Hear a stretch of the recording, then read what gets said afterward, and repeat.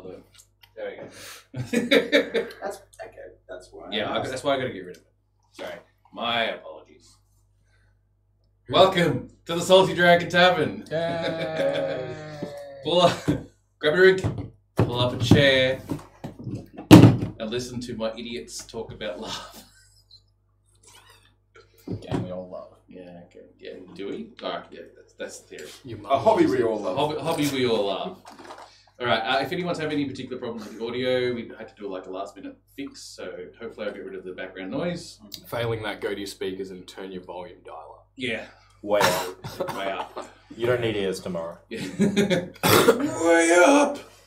We will never suddenly spike the volume for. 1, 2, 3. Actually, my coughing might do that. So. Alright, I'll go through a few things before we start actually talking about all this thing we're going to be talking about tonight. The first one being we have a YouTube subscription. I'm just going to, a YouTube channel, and I want to make sure that people know it exists and subscribe to it when they can. Because the more subscriptions we get into it, the less likely we have to have a weird looking URL for it and actually get a custom one. So it's free, it doesn't cost you anything, just click on the button on YouTube, just click subscribe, hit that button, everything's sweet. And it also becomes the archive for all the previous ones that we've done, because Twitch will stop them after 60 days or something. Really? Good to know. I don't know if they do. For affiliates, I'm pretty sure it's 60 days and then the streams are gone. Oh no, that's for Twitch. No, Yeah, okay, yeah. sorry. YouTube becomes the archive of all our stuff that we've done before, so you can catch up. Yeah, that's pretty good.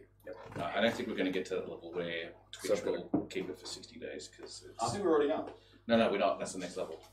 Okay.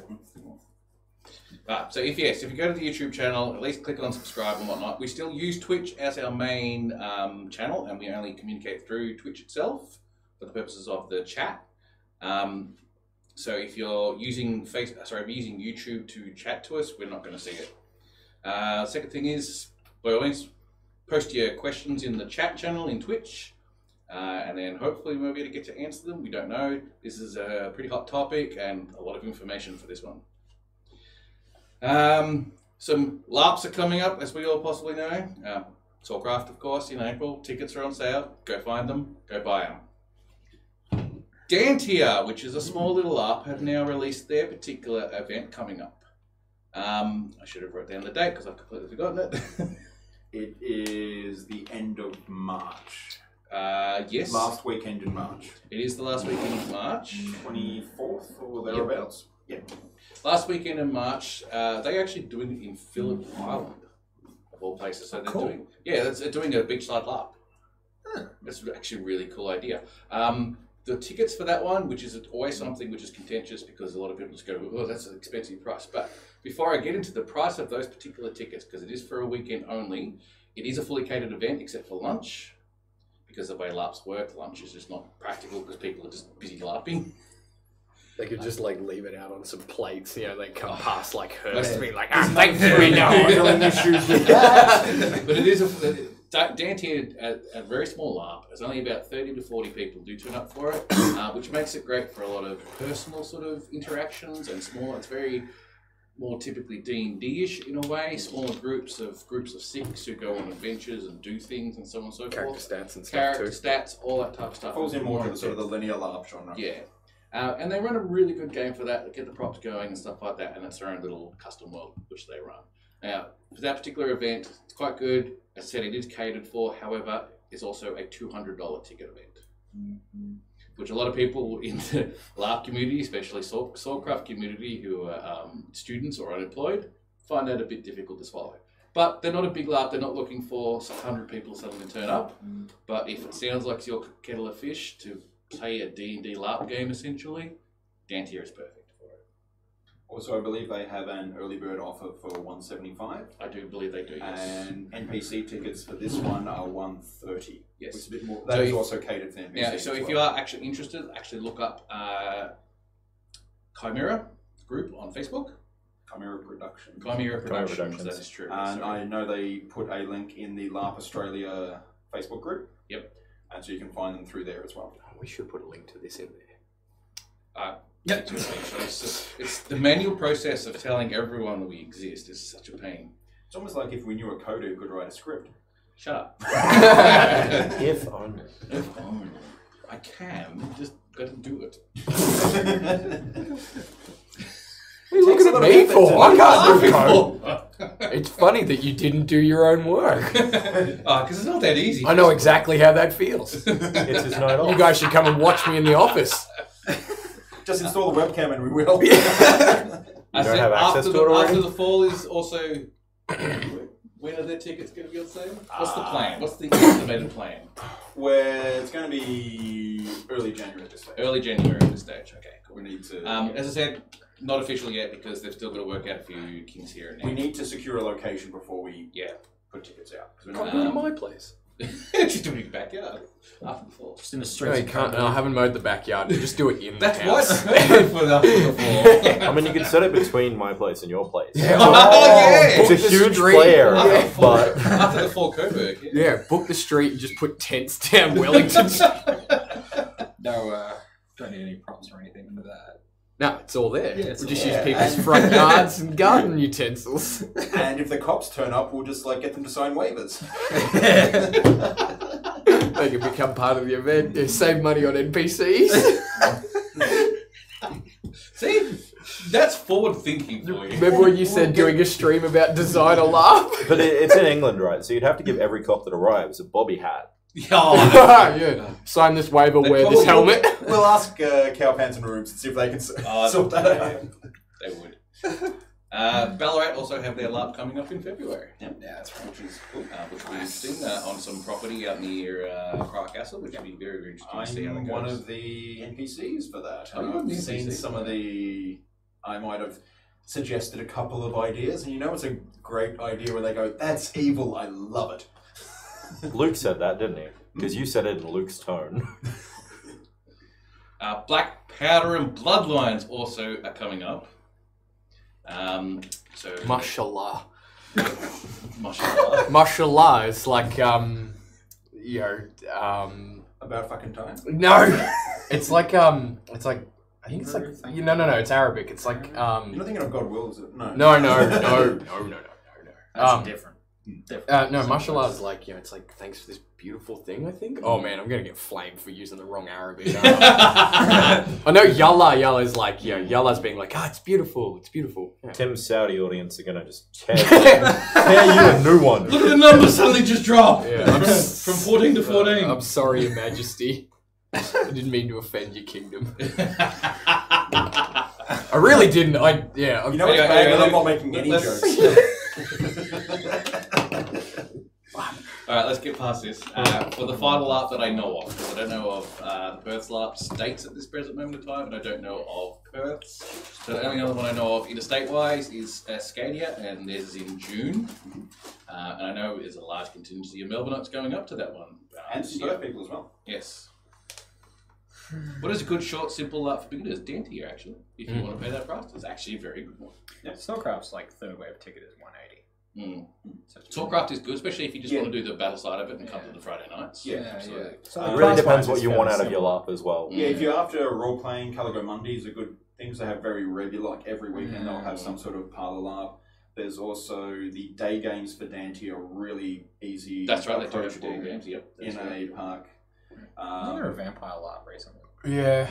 No, Caligo Mondays seem to do a lot of that sort of stuff. They run because there's like, what's it called? Masquerade. Yeah. Yeah, it runs semi. Now, for anyone who's actually on the channel who happens to be not in Melbourne, Australia, we're talking mostly in the Melbourne LARPs at this particular stage, and other interstate LARPs. The Scadia is the Sydney one, and that's the only interstate one we know of at this particular moment in time. Shattered Worlds over in Shattered Worlds, I just don't have any dates when they're If next. anyone I think- from here is watching and puts links up to the Shadow World events or the dates, we'll give them a shout out later in the stream. Actually, if you're watching on Twitch TV, if you scroll down the actual page itself, you'll actually see we've also got all the dates actually listed in our schedules down the bottom there. So, and we also have event pages for them all. So there's Ballarat After the Fall, Starcraft, Blood and Gold, Black Powder and Bloodline, Scadia, all of their stuff. Just scroll down and you find it, all the links, everything you need to know. BP, I love you. Link your shit. That's it. He will. He will? Yeah, he will. I said, this is all about LARP. I mean, if he's watching. This has always been about LARP. It's not been about Soulcraft specific or anything like that. It just happens to be the bigger event Except in for our tonight. Sorry? Except for tonight. Except for tonight. Now about Look, that Swordcraft Friday night. All night. Honestly, the conversation we are going to have tonight, while it does reflect on Soulcraft on a Friday night, I believe like Perth runs kind of a fortnightly Warhearts. game. Warhearts. But it has seasons, and I think the episode 2 of the current season is coming up.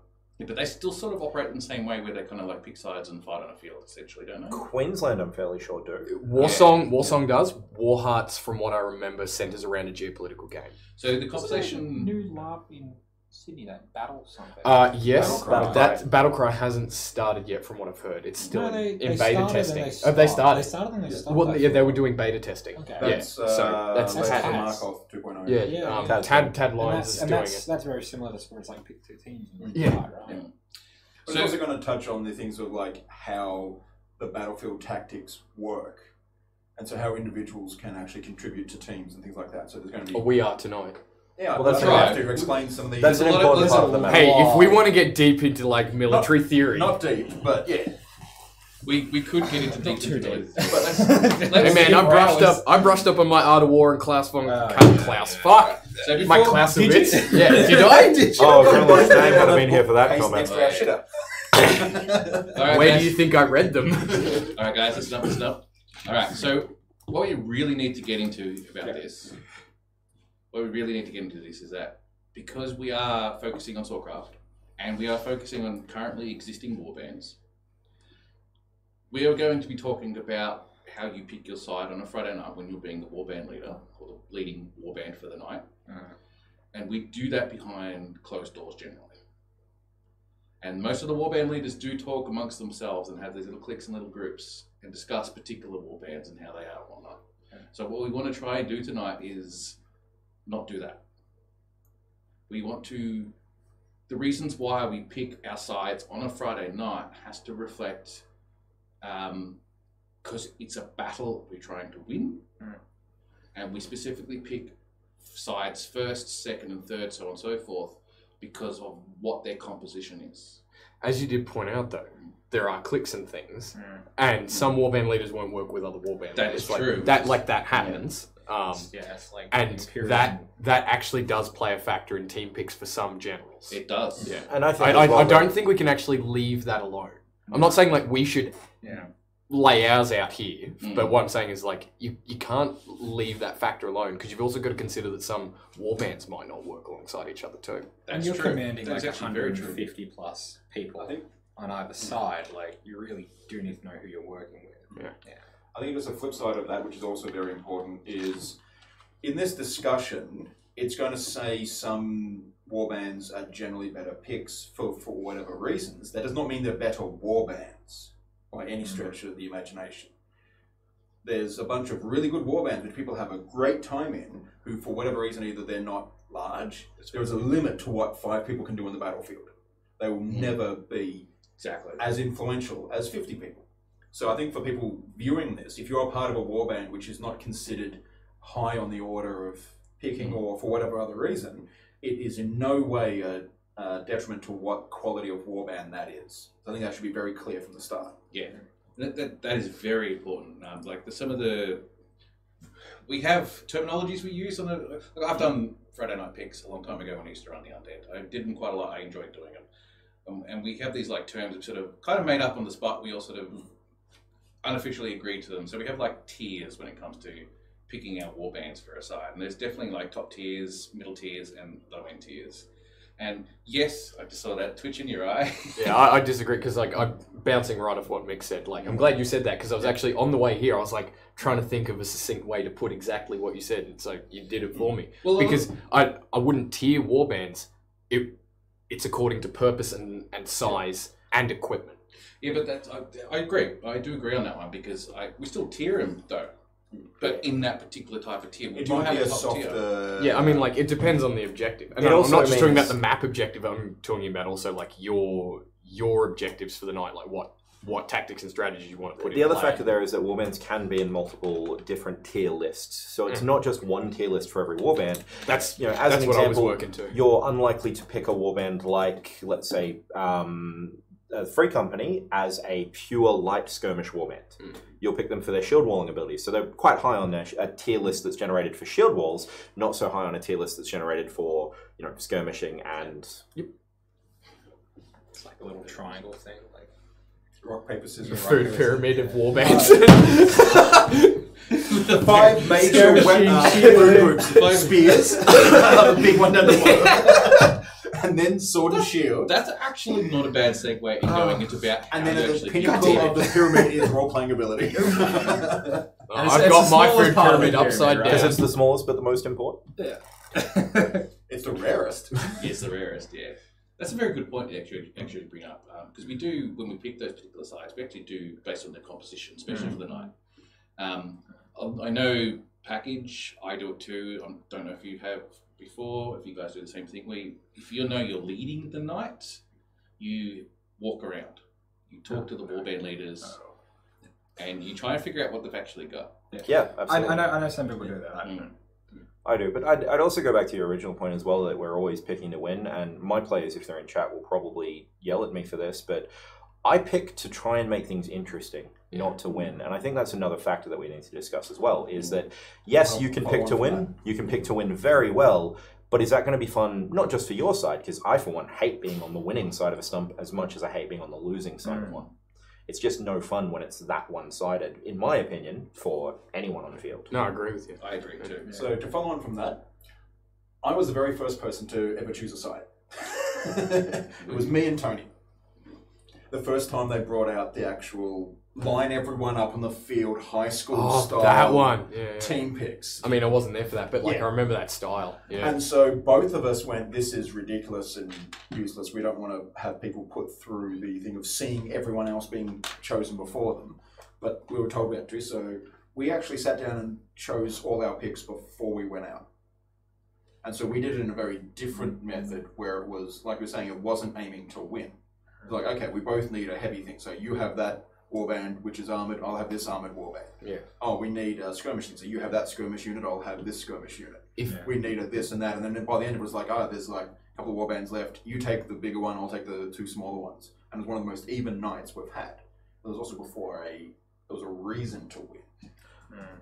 So that leads into other if you've motivations. been around for a lot of like recent year picks, people just put it down to numbers, pure numbers, and that doesn't work. And you're dead right. You need your heavies and your lights, and you generally need a mix of things to counter the mix of things that your opponent would have. Yeah, And- I definitely think... Sorry, go ahead. Oh, I was just going to say, and like I know, as much as people will deride him, Dan Glover goes out of his way to make that happen when he goes into team picks. I had someone else I was going to name drop for it too, but it's gone out of my head. Yeah, I had We can two come back examples to of it if people you who remember. actually, and they go out of their way to do the same thing. And even if they come up against an opponent who is hell-bent on picking a winning team and an advantageous, team, they do their best to encourage or work around that, so that way their picks counterbalance as best as possible that person's drive to just dominate. Every time I've gone into team picks, I've tried doing that. I've tried to balance it out with whoever I'm playing against. But you do get some team picks which you think are even and they're just not. Yeah, and see, and that's what I was I wanted to jump in before too. I don't talk to the warband leaders of the warbands if I'm looking at what lines up on the night.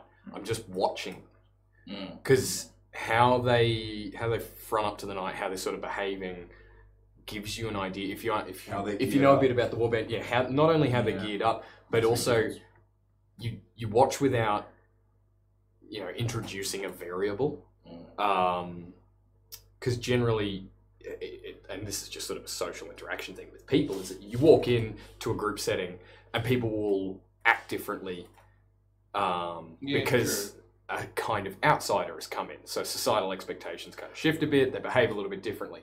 If you just watch them interacting just with each other as much as possible without interfering, you can see how they're sort of feeling in anticipation of the night and how they're going into that night, how they're thinking about it, will play a big factor in their morale over the course of the night. I would say that there are some warbands that approach doesn't work with as well. For example, the warbands that kit up in the change rooms, you might not see them until you've already gone for team picks. Warbands that do training beforehand, they might all be practicing with particular gear that they won't be using on the night. So I think an important thing is to talk to the warband leaders, because it provides you the opportunity to confirm, are you going to have X many healers, how many archers, where they all might be practicing sword and board, because that's what's on their training schedule for that night. So where they would like to be utilised can play a big thing. Because Yeah. if a warband says, you know what, we don't want to run today, it's too hot, and you were going to choose them because they're always light on their feet, you're, well, okay then, that, like all these different things, if they say, look, we want to try and do this, I or find we're it's, only equipped to do this, I find it's better to find that out in a command and control situation when you are in the field. not before you choose how a team. how they how they're feeling about where they go, because they also can't anticipate exactly No, but the what warband leader situations can they're give a going to. very good steering sort of thing. Absolutely. actually- I'm not trying to Yeah. entirely throw out talking to the warband leaders beforehand. I'm just saying I take just a varied approach to looking at what turns up beforehand. Yeah. I'd do it as well. Also, I'd wait it's till I was great on if the you field. don't choose them, you've got a little bit of intel on the enemy. I know there have been nights like that where I've asked a warband leader, what are you guys running tonight? And their response has been, oh, I'm not actually playing, I'm not actually leading. So-and-so is. And that was a decision that came down to, it's an untested leader. Do I want the untested leader to get that warband when I don't know if they're going to perform as well as they normally would? All right, so we're going to go into just very quickly. All five of us, but I'll just make it for you four. Lead warbands, and you do lead a certain style of warband. So I'm going to go to each one of you and ask this particular question, and it's about because of how you are as a warband, and when you pick the warbands for the night, you've already got two sides already pre-picked, essentially. So you got, like, in the case of you and the Elna, you're very mobile. I was gonna ask something, because we hear a lot of different things about us. Yeah. You've all got your phones in front of you. Okay. Can you pull up Message or a notepad or something, write down one word you think that might describe us, and then we'll come to discussing That's a us good later. idea. Yeah. That is a good idea. Yeah. Good, and that's just because I've heard a lot of different varied things in our time and at different times in our development too. Should be one word. Maybe a short phrase. Short phrase. Who gets picked last? Who gets picked last? I'm giving I can you- say I'm say giving you it's, two words, it's, and I'm it's sending often been you to my us lately. warband. We know that. Has it? Like not all the time, but we've heard that in team picks is that we're often down The among the safest bottom. answer of who gets picked last is basically at the end. It's generally balancing numbers, balancing numbers of whoever's the especially if small you warbands. take balance the equipment and styles approach. Yeah. Then you're just kind of trying to, even though you're still factoring Yeah. in styles and But equipment, that's part of the reason why Elder do get picked last, because sometimes you have good numbers and sometimes we and don't. sometimes you don't. Yeah. Thus, because when you don't have those good numbers, that's when you get pushed down that list considerably. We're gonna have I to think get that's to the this same quick, for any because warband. I got a 6% battery, so if you want your words, we're going to have to get to it. Okay. All right, let's go to it. Have you written down your words? Yeah. All right, so these are the words of the Elder. What's your word? Follows orders. I would argue that the Elder are quite possibly the most dedicated warband to following the specific orders they are given, and they do it excellently.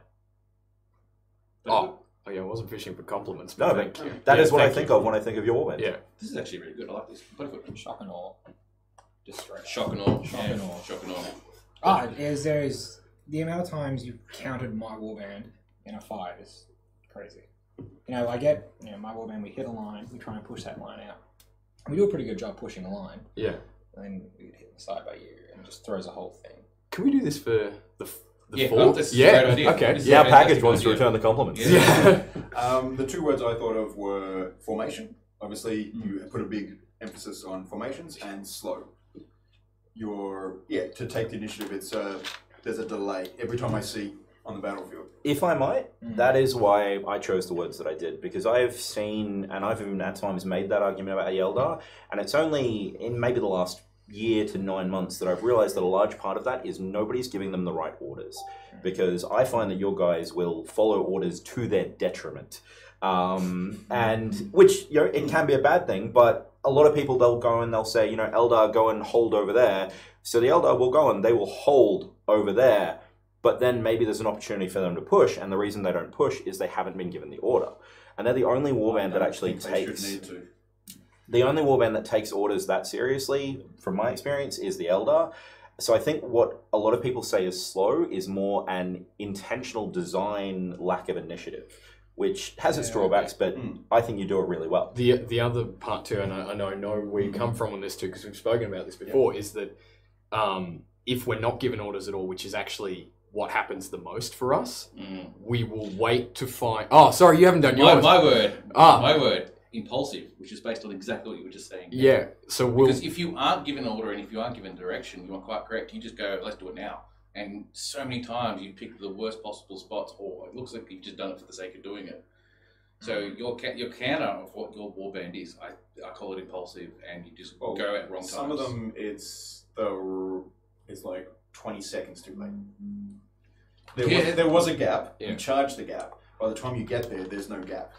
Yeah. So things like that, which is where that sort of One of the things we know about us too is like we make a lot of noise, and when we're going in and we're charging a gap, whether we're ordered or whether we've spotted it ourselves, and that's just kind of our thing because we like shock and awe factor, and so we might be running right at a gap, and then something will stand, and you can't just barrel into something, so we've got to stop for even just one or two people. I know that problem. Yeah, and so we've come up with a few things to try and mitigate or work against that, but there's never a perfect adjustment to when someone closes a hole in front of you at Swordcraft because you can't actually push your way through. If the hole's not there, you aren't going through. Okay, let's jump on to the next person. I'm going to jump on to the Eternals. Merberser. So you guys either think of the words or write down your words of how you describe the Eternals. I wonder if we should get this for a few other warbands too. Eternals or just the not without them giving I consent. think. That's true. The warband. Because Yeah. if they were here, I would too. fine. Mm. If anyone in the chat, We're supposed to have 7 people tonight. and yeah, so if any few of the, people if there's drop any out. warband leaders in the chat who want to have us describe their warbands, great. Yes, by all means, But- say it in chat. We're not going to, unless people want constructive criticism or discussion, it's not yet. Plus, if we went through every warband, we'd be here all night. That's true. It's That's true. a big I list. was just going to pick a few that just sort of fit a type of category of warband, I guess. We're going to do that roundabout way anyway when we discuss, like, okay, what are the best spear units on the Yeah, field? What that's are the true. best That's true. heavy That's true. Yeah. blocking forces and this and that? Is that you, Chef? You're current leader, aren't you? Freeman is, I believe. I think you both are. Oh, they're both in leadership. I heard positions. Freeman's back in the leadership position. Yeah. Freeman's It top would dog, be I good to think. talk about the different archetypes of warbands, I guess you could say. I think it's going to fall That's definitely naturally a part once of we the get into Yeah. the. Because like once you start to, like every the order's got some pretty decent spearmen, but they like. All right. really do us. Sorry, we got distracted then. So, Eternals. Puttyfoot, what's your word? What's battlefield awareness? I guess you would say. Battlefield awareness? Yeah, you're always you and your warband. You're always aware of what's going on, right? Like you can see something happening, and you'll go and you do something about it. You'll find a hole. You'll make the hole. You know you got to plant a flag in a particular way. You'll be able to take your warband, and they will follow you to plant that flag. It's the main reason I pick you when I'm leading.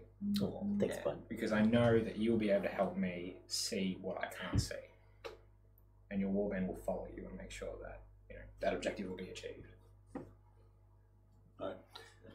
A fast, heavy mass. So You're in a weaver! the point is that They just translate to densely competent. I like that. Yeah. That's going on my resume. Densely. even though you might not run tight, they generally maintain cohesion right up to and I'd say just under 50%, somewhere between 40 and 50% of the time after impact as well. And even after that initial scatter, which a lot of Swordcrafters suffer from, is impact, pick your fight, fight your way through your fight as an individual. Even though they might suffer from that spread, after they're done, they start looking to group back up. So even if you don't get that mass all back together at once, you get little blobs of Eternals hanging out. The heavy, even though you're not the heaviest on field, there's still quite a bit of armor as well, and that carries a lot of that through when you're quickly taking on a target. I was going to say mobile and deployable.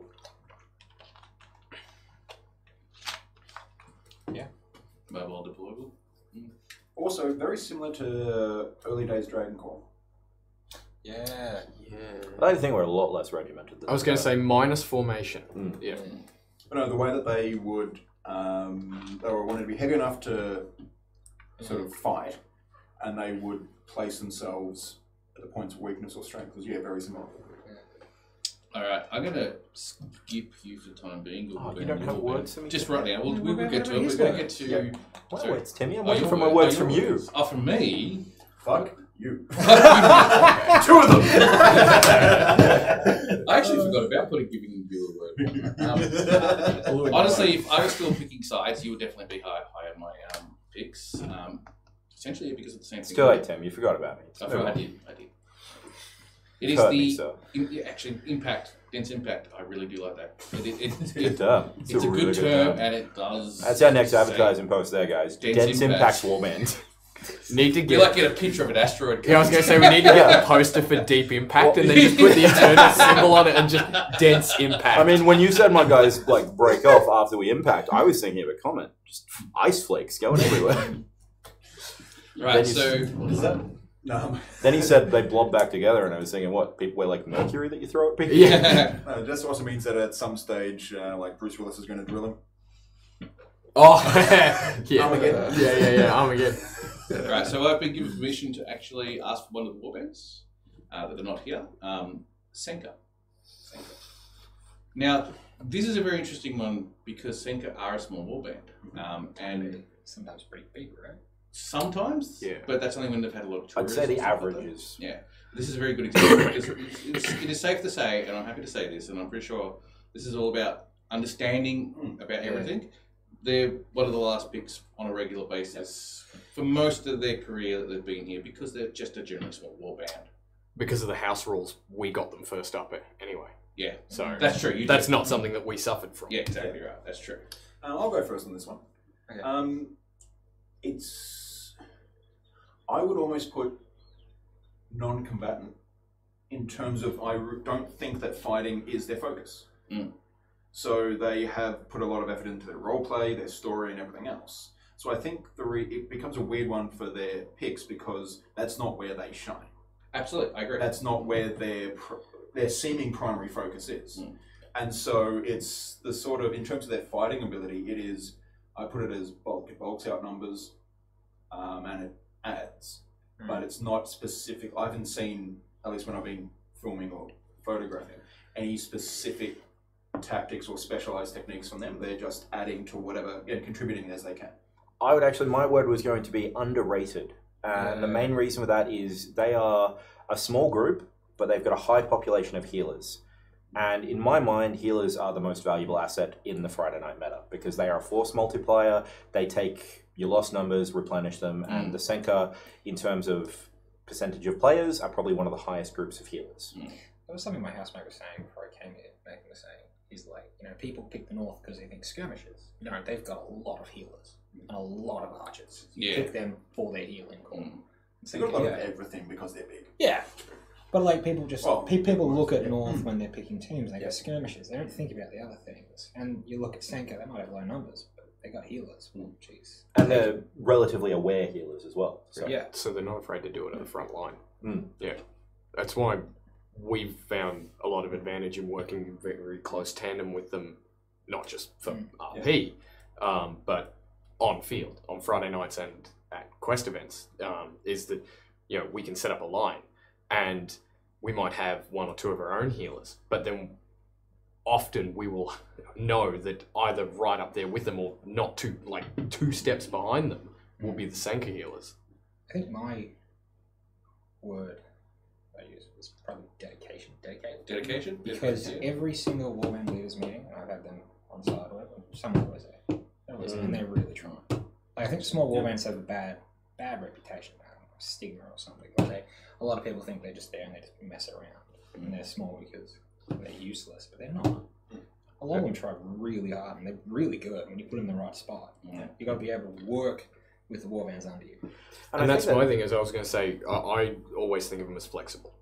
So the number of times that that either I or one of my officers or cadets under me will go up to them and say, we're doing this, can you do specifically this to support us? And they will, it's, without the regimentation, it's like having, some purple Eldar behind us, that do pretty much specifically what we've asked. I have a word for him. Purple? No. The word I have for it, when I was being a ref a couple of weeks ago, on that particular night, the word I use for him is infuriating. Because there's a small group of them who can run. And find those gaps and basically just run as fast as they can behind the enemy and do whatever damage they can. Sometimes they're successful, sometimes they're not. Now, when I say infuriating, it's just because it just is. It's still effective. That particular night when I was doing that reffing, I was watching those guys who were pushing through and just finding those little gaps and coming out as 1s or 2s and stuff like that, were causing huge amounts of havoc, and that's essentially what their purpose is. And they're taking out people who are not paying attention. They're taking out the healers who are not paying attention, or they're busy healing and stuff like that. It's a really effective but infuriating thing. It's funny what 5 people can do to a line. Exactly, yeah. 5 people can walk in front of the line just stops. Yeah. So when I say infuriating, it's a great tactic. Don't stop doing it. It's still just infuriating. Yeah, solo skirmishes like that as well. They drag attention from archers. They stop them focused on the front line because they can't turn their backs. Even the worst case scenario where they don't get to kill anyone and they just get killed themselves, they've probably taken a good 10 people away from the fight trying to chase them down. And Friday Night's a part of the meta is that it is partially a numbers game. That skirmisher might have 4 to 5 health, but if he's distracting 10 people, that's 30 odd health worth of person with their eyes on that one person. So that's where the solo skirmisher probably shines the most. It's not even necessarily in the actual damage they deal, but it's the distraction from the people who let 10 people go chasing after one. Yes. I also don't think of it as meta, because you would specifically have, historically, in battles, things to harass flanks and rear of your enemy to draw forces off. A really good... Which is a part of the meta. But that's not meta, that's tactics. We also roughly have even numbers each time. Yeah, no. With some variance. Yeah. No, I understand that, which is why I'm saying it's not it's not meta. It's the application, the effective tactical application of your forces. We might have a disagreement on what meta means then. I view that. Let's skip over that. Yes. Okay. Do we have another warband? Or we do. No, not specifically. If you want to ask me over the chat or Facebook or something like that, if they're happy for us to talk about their warband in such a way, by all means contact me, we'll do it. But no one else other than Senka gave me a word. So we'll jump into you guys. So we've just done Eternals, we've done Eldar. Let's go Mobrisa. Sorry? Mobrisa. Renames. I don't care about the renames. You might not. What is it? Mobrisa. Cabs. Mobrisa. Let's go with cabs. Cabs now. Guards. Names. Give you words. Oh, okay. Aggressive, and my guys will probably tell you, and a lot of people that have heard me say it, is aggression wins swordcraft. You guys come in and you push hard or go home. Thank you. It's true. We have. I'll take us into a fight to try and break a wall, and we either do it or we die. I've got 2 words: buff and coat.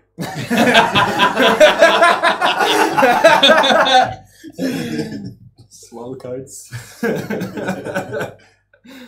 Yeah. Undisciplined. You without fail lack discipline. Where you were talking about literally the way you phrased it gives it away. I take us into a fight. Yeah. Whereas when I heard Nathan talking about Eternals, and I know I'm careful to do it because I try to set the example for my guys that it's a we. It is a communal effort. If you are going into that fight expecting your guys to follow you, the same thing happens more often than not, which is what I see in that situation in Cavaliers, is you or whoever's leading, whoever is literally at the front of it, calling it out, making it happen, strings it out. And that's not just at or after the point of impact, that's in the lead up to a charge. It's not every time, and in recent months it's actually gotten better that you've maintained a mass similar to Dense Impact. But That is my name now? no, it's your warband's name. Ah, I see. I get it. And even though you might It's also maintain a really common thing that happens in the Swordcraft field. that. It is, yeah. Leading from the front is... And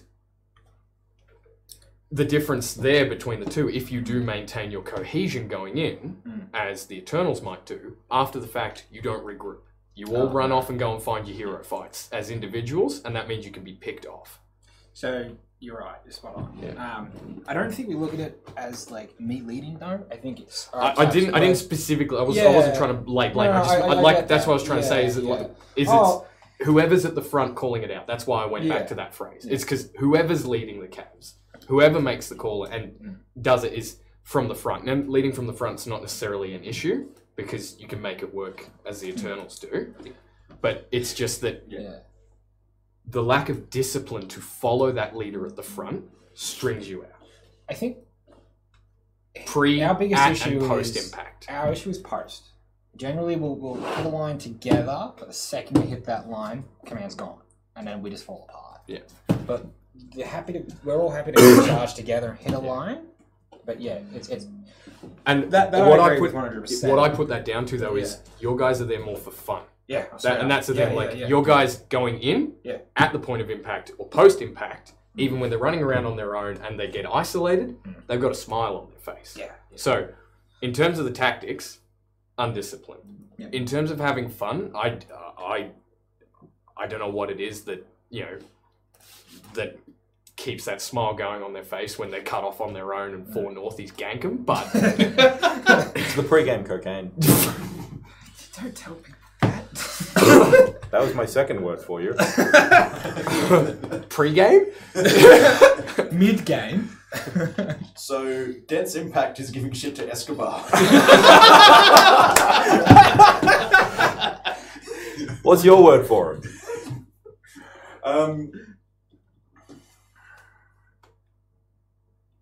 Other than buff coat. I'd probably sort of say heavy. As in, like, heavy-handed. Like, it's not a finesse deployment. Escobar's pimp slap. It's always the charge. It's always the come in heavy, come in strong, and not necessarily It's in the name, mobility though. fight. Cavaliers. It's in the name. Yeah, that's the idea. Is you hit hard. I think is that you hit hard or no harm. Like that's really it. Yeah. But you're right. A lot of the other thing is sort of covered in what the other discussions were. Yeah. Well, we're forming a new warband now with Bandits, Thorns, and Ravenna. We're all forming into one. Oh, that's it's very, very, very similar stuff. You guys launched on Friday, didn't you? No, that was like alpha stage. We're trying things out. Sorry, We're getting stuff prepared and everything. But That's a very interesting mix of. We've got weapons there, 12 spears, 8 halberds, and a whole bunch of shields in the way. So we're going to try something completely different. Stuff like that's needed because it's Oh, great. yeah. It's great to be able to lead your own warband. There's a certain satisfaction in doing that, but at the same time, sometimes I come from both sides of this experience. You just got to learn to let it go, and hopefully someone else doesn't drag it through the mud. What? The path to burnout is paved with warband leadership. Yeah. God, you know it. So, do you want my word Yes, for you? I do. Clusterfuck. Oh yeah. This could go. That's This also could go based on either the way. That's Either good or bad. That's our second F-bomb. We are no longer PG-13. We're never PG-13. Never be that. I'm sorry, Your Why- Majesty, for why- offending the Kingdom of Saudi Um, Arabia again. To a certain degree, what package said about the Cavaliers is true. And on particular nights when you do have a large amount of numbers and they're all working together, you are a very prominent group in the whole thing. And then other times it's just you going off and doing your thing and half your warband's left behind because they don't know what's going on. Yeah, I sent him to fight. I just go for fun. Exactly. That's what I'm saying. Like when you decide to knuckle down and actually do it properly, phenomenal. Phenomenal. But other times when you decide to do puttyfoot, I'm sorry. It's gotta be a hero, man. That's what I fully understand that, but Yeah. your whole you're right. band does suffer You're right. from it in a fight. Yeah. Sometimes it doesn't really matter. And that's how I perceive it sometimes. Like what they've said is correct, but at the same time, I see that as well. No, it's good. It's good. Good hearing this. It's good. This is what it's about. Yeah, yeah. The salt, but trying to make it positive. All right. Two other warbands now have offered their particular thing about them. So we'll start with the one you gave me first, which was the Emerald Legion. Yeah. Oh, Okay, so think of your word for it. got it. You got it? We'll Yeah. start with you then. Adaptive. Okay. Since their inception and up till now, there a lot of different warbands you can point to, and they have large epochs of their evolution, large stages where they were, even if within one vein, a different flavor of that vein. They have gone through different veins and different flavors within each vein, and not sometimes consecutively staying within each vein, trying something new until it's effective, and then incorporating it into a whole that I really only think in the last 6 months has started to take shape. That's why I say adaptive. I'm not necessarily saying effective, because experimentation seems to be their thing, but my caveat to that is it seems to be slowing down because it's coming into some cohesive whole. So I'm seeing things from the very beginning that they're working back in or have kept, and some things from the middle, and same. Yeah. I think same sort of thing. Resilient. So they had, when they left Corsairs, they started their warband. They were always going to do it. Really, really proud of Paddy and all that. But they were fairly strong when they left, and then they went through some stuff. And they sort of fell apart. But now it's been a year or so now, and they've rebuilt themselves, and they're now getting to a point where I would pick them because they're doing much, much better on field. They've got like a good core shield wall group. There's 8 to 10 people regularly now. Decent amount of armor in there. Underrated one as well. Yeah. So, yeah, I'd say resilient. Going through everything and coming back out at the end of it, and they're doing much, much better. My word for them would be willing. Paddy and Talia and all of their guys are willing to do whatever you ask of them. They are always one of the first to warband leaders meetings to get their orders at the start of a round, and whatever orders you give them, they will follow them to the bitter end. Even when that's almost to the extent of I've seen them been thrown under the bus a couple of times because people don't think that they're very effective, which I disagree with. So they're very good on field because they will work with you. And that's something that I think is very important to a lot of the leaders, is having warbands that will work with you. They're one of the few warbands that's willing to listen to any general and take those orders well. Actually, before we continue on, can I get you to stand up and swap seats? Puttyfoot, I'm very quiet. You're very quiet. And that's more directly in front of the mic. No, that's fair. To your point too, like, how does feel comfortable? I warmed it up for you with my sweaty ass. Bum costing. Osmosis. To your point too, like I know exactly what you're talking about. We have a different thing when we general, a different format of getting orders out. What we find is that if our runner doesn't get to the warband within like they'll sit for 10 seconds max on their hands, and then they're like, did the runner come? What's our orders? You're right. They're and if it's not them, they send a runner to get the orders. That's probably actually the second one, now that you've mentioned that, is willing but also eager. Yeah. They're always eager to get stuck in and do their best. Good as way to warbands. put them, actually. Yeah, eager. Yeah. I'd actually probably put unassuming from what because I haven't generally in a very long time, but from seeing their position on the field, they're always there, but they don't seem to be making a big show about what they're doing or drawing attention sort of to themselves. Which can be good and bad in sometimes, because sometimes you do need to draw attention to sort of what you're doing. The vibrations can be heard. But Okay, they're one of the 3% warbands that I haven't better. had a huge amount of actual interaction with. Yeah, that's why I don't have a word for them, because they were up pretty much after my time as a warband leader who picks sides, so I don't really have. After hearing you three though, all I'm thinking now is are they going to turn into the Eldar but better? Because that's what that assessment sounded like. I'm like, uh-oh. Turn into. Upgrade. Right, Upgrade. This isn't about the role play. Alright, so the next I've still got a photo somewhere of Jeff with ears. Yeah. Oh, At yeah. Larman Park. Yeah. Alright, so the next warband we'll jump into. Before I jump into the next warband, there is actually a point about this too, because it's, these particular descriptions that we're giving the warbands that we're doing is a good indicator of why they're picked for the leaders on a particular night.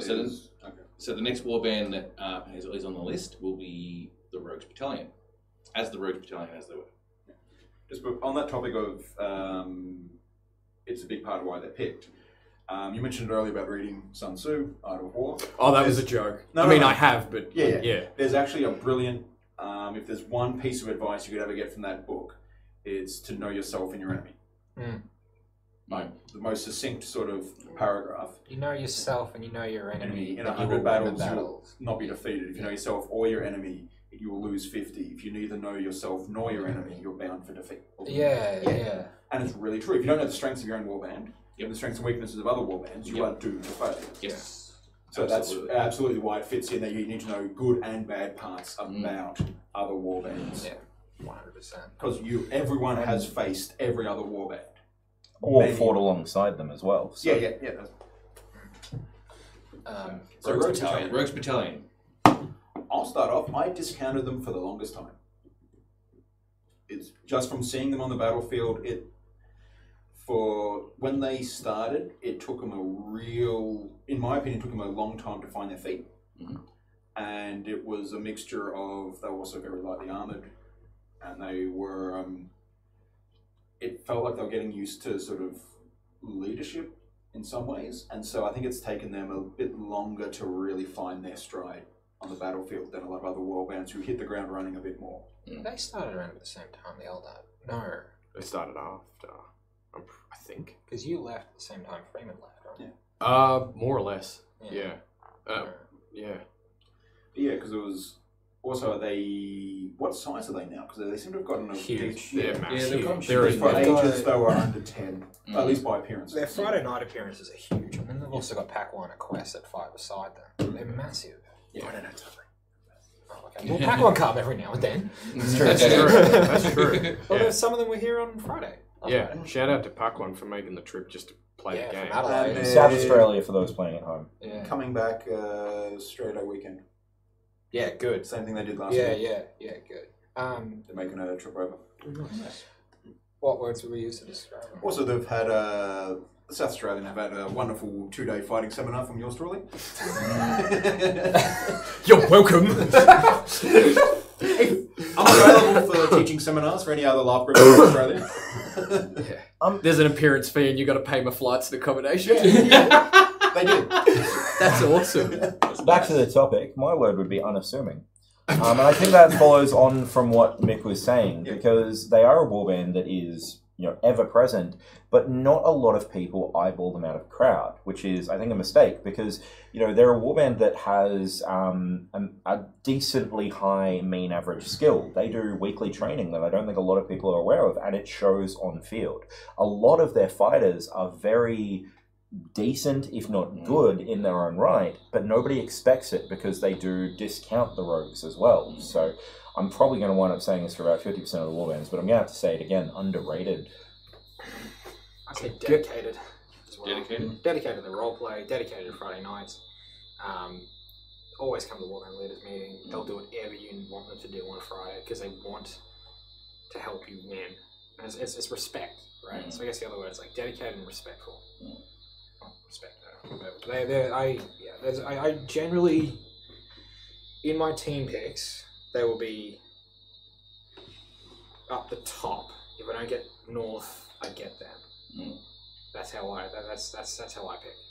I agree with that, but in part disagree with you because, I'm aware that they do their training and stuff, and I'm not saying that that they're not good fighters.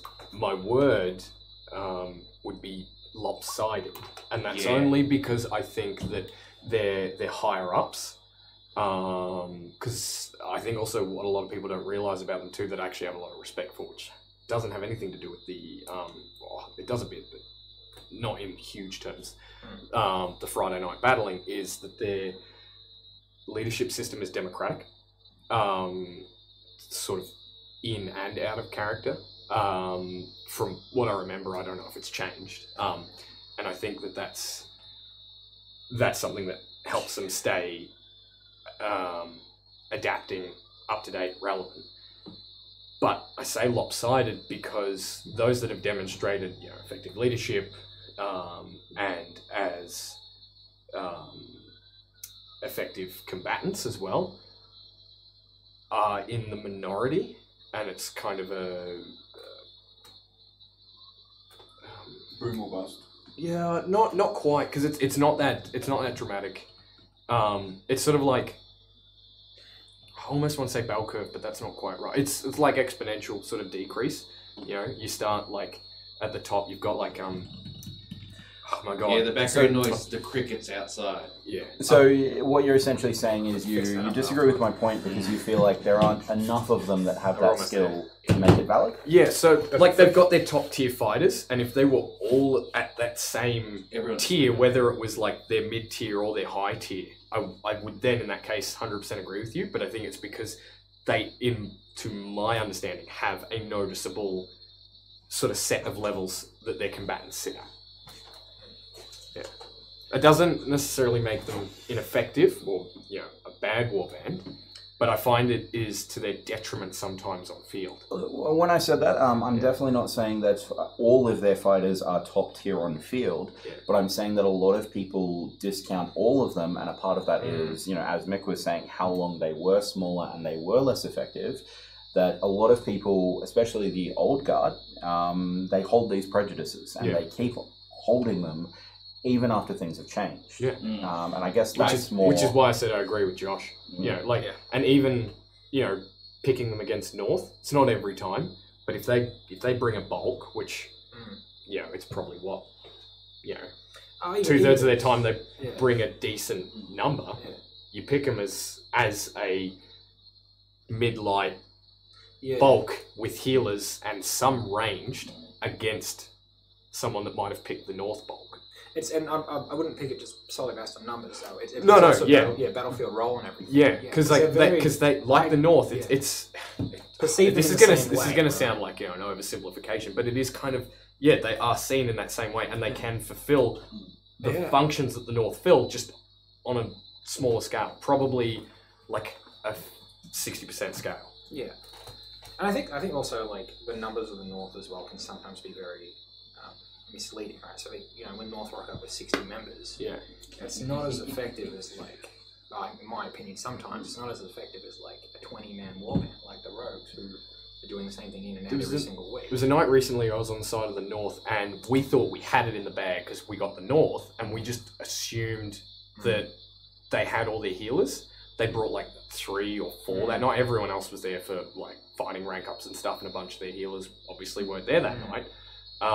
And then there was like 2-3 other healers max on our side, so we had like 5, and the other side had whopping number of healers. So who said force multiplier before? Because that was really good. Yeah, and that was it. They had that force multiplier of healers. Just they could feed them back into the fight. We couldn't cut them down fast enough.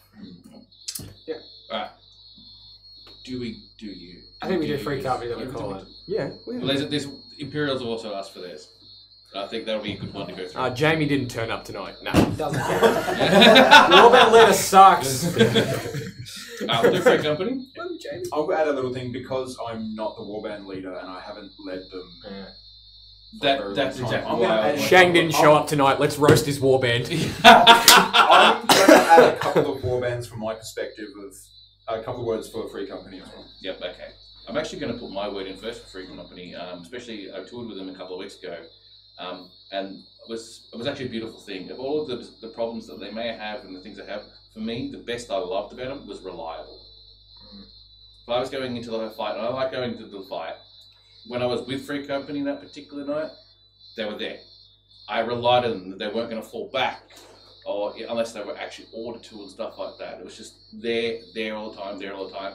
And I got so much more better fights in because I didn't have to be outnumbered 3-1 because I'm standing my ground while the rest of the group's gone. That's a lesson that when I started the Eldar, I took from Freako. Yeah. I would say my word would be, as somebody that a long time ago was Free Company but has been watching from the outside, is internal teamwork. There is no other warband whose members work together as well, in my opinion, as members of Free Company. Because you can put really any two Free Company next to each other, and they'll be able to make a passable attempt of covering each other, protecting each other, and fighting with each other. And not many other warbands have that teamwork down pat to the extent that Free Company has had, let alone has had for that long period of time. Yeah. Last time I saw that really, really well was Breton. And there was a reason why there was that rivalry between Breton and Free Company. Free Company was always the offense, Breton was always the defense. Yeah. As somebody that left Free Company for Breton. I think like I got. And then we played Swapsies for a couple of weeks. That was fun. That was so much fun. Look, I don't know. I got two minds about it. It's like one, it's teamwork, dedication, skill. Like overall skill of Free Company, I would say is like higher than most warbands, because you've got a lot of experienced fighters in there, and you go through a lot of processes to train each of your members up, and ranking up in warbands is very difficult. And that's really commendable, really commendable. I think you set up a lot of that stuff when you were in charge. Each captain has added their own bit to it, yeah. So it's Yeah. I think I was saying that. And, you said, cool. Illusion of Legacy. Illusion of Legacy. I think Free Company in its last 3 to 4 years, people see Free Company as still that very strong, very dominant, powerful force in the game. When really, I don't feel it is. I think it's lost a lot of its edge. On Fridays, it's not performing. I think the rest of the community's caught up. Yeah, I think. Actually, you reckon it's that? Yep. Okay. I think we were ahead of the curve for a while. Yeah. And we're still at the same point or slightly ahead of where we were, but other people everyone's closing catching out. up. Yeah, okay. Fair enough. Yeah, that makes sense. Yeah. I hadn't thought about it like that. 'Cause Yeah, I looked at the other way. Because we say the same thing about us too. It's like we're like, well, this was our thing, and in the beginning, it was super effective, and now everyone's just sort of adapted to it and caught up, and they know how to deal with it. Yep. I hadn't thought about that in terms of you guys. We were the first people to train shield walls, the Yep. first people to train spears, which helped us for ages. Yeah. In the early days, people caught up, Yeah. and Yeah. So I didn't mean No. negative or anything. It's no, just, it's absolutely. yeah. No, that makes sense. Like, Actually. it actually leads into my two words were going to be adaptable and inconsistent. Inconsistent. Yeah, all right. So we have good leadership, which means we can adapt to a lot of different roles and circumstances and change things up and show initiative and all that sort of thing, which is great. But it's also, we go through peaks and troughs of, like we'll have a ton of shields and then next week we won't. And then we'll all that sort of thing. remember We have to be adaptable because... I remember you guys doing left-handed days. Yeah. I remember. Different kind of adaptability. Oh, we did that for a round and then we still won the point. Yeah. I remember. And so it's sort of the thing where it's from a picking point of view, it really depends on who's turned up. Yeah. Because we have a lot of members who are sort of casual, who aren't there every week, and so you get a very different composition based on that. I found when you got your old guard there, it's pretty tough. Like Mitch and all that is there. It's hard to punch. I'm going to interrupt a little bit. One more. You go for it. I just remember. I think it was when Gerald went full with Eldar for a while. Free Company switched over to more buckler sword sort of stuff for a while, and I think that's when I don't know. It just felt like a lot of people caught up because Free Company no longer was the shield warband. Because you had a lot more buckler sword, a lot more skirmishy sort of feels. You remember this time? Yeah. But that was another thing that I remember that. Yeah. And that was another thing that people had to catch up to quickly because, the shield wall got shorter. Yeah. But what no one was anticipating was that there was this second unit that would come around the side and... I'm not even kidding because having been on the receiving end of it repeatedly. I know. That was Shank's Hammer Squad. Yeah. But that's the sort of thing that caused me to what I said before. Adaptable is definitely right. Free Company was the first warband to really master combined arms combat at Swordcraft. Alright, I'm going to interrupt us there because we're going to have a break. So two things we will do when we come back from the break. Actually get onto the meta. We will go into the... We should probably start talking Can we talk about tactics instead of meta? Tactics is a what part of we're meta. actually going to do, because it is about side... No, it's about it's just side the two of tips. us. We'll do a separate talk on tactics. You two talk to that camera, we'll talk to that. Right, I will actually do another tactics night because tactics itself could probably do another 2 hours of, if not more. I still want to get into doing picking of a side. When we get into the back room and pick the side. So what we're going to do when we come back, we're going to do 2 things. First, we will do what we just did with the Imperials. I'm happy to do it, but after the break. Jamie, you have to wait. I will link people in the chat the document. Hopefully they'll be able to get it, and I'll give you guys the same document of a mock-up of a Friday night grouping. It'll be smaller numbers than normal, but we're going to use that as our talk about how you pick your side. Are we going to pair off for picks? I think we should pair off. Yeah, I think we should pair off. All right, Mick, you good for transition?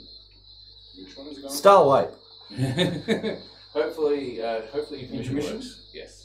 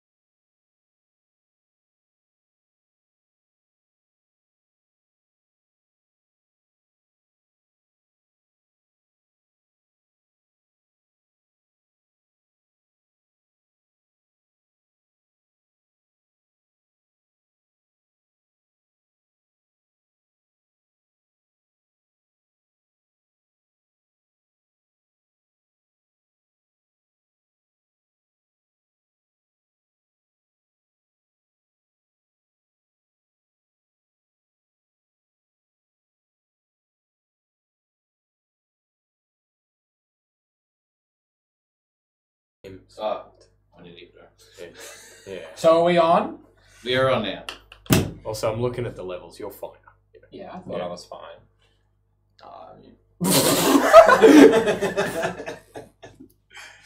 Alright. Yes, solo picks. Welcome back, everyone. We're going to do a really quick one for what we just did before the break for the Imperials. So go for it. Say it again. Flogs. Flogs. Mostly King Flog. Mostly King. Yeah, King Flog. Yeah. The Flog Commander. Flog Yeah, Commander. Flog Flog Commander. Commander. Yeah. Yeah. I Lord Commander. look at Imperials and I just think of Jamie and I just think of Flogs. Yeah, Lord Commander Flogtus.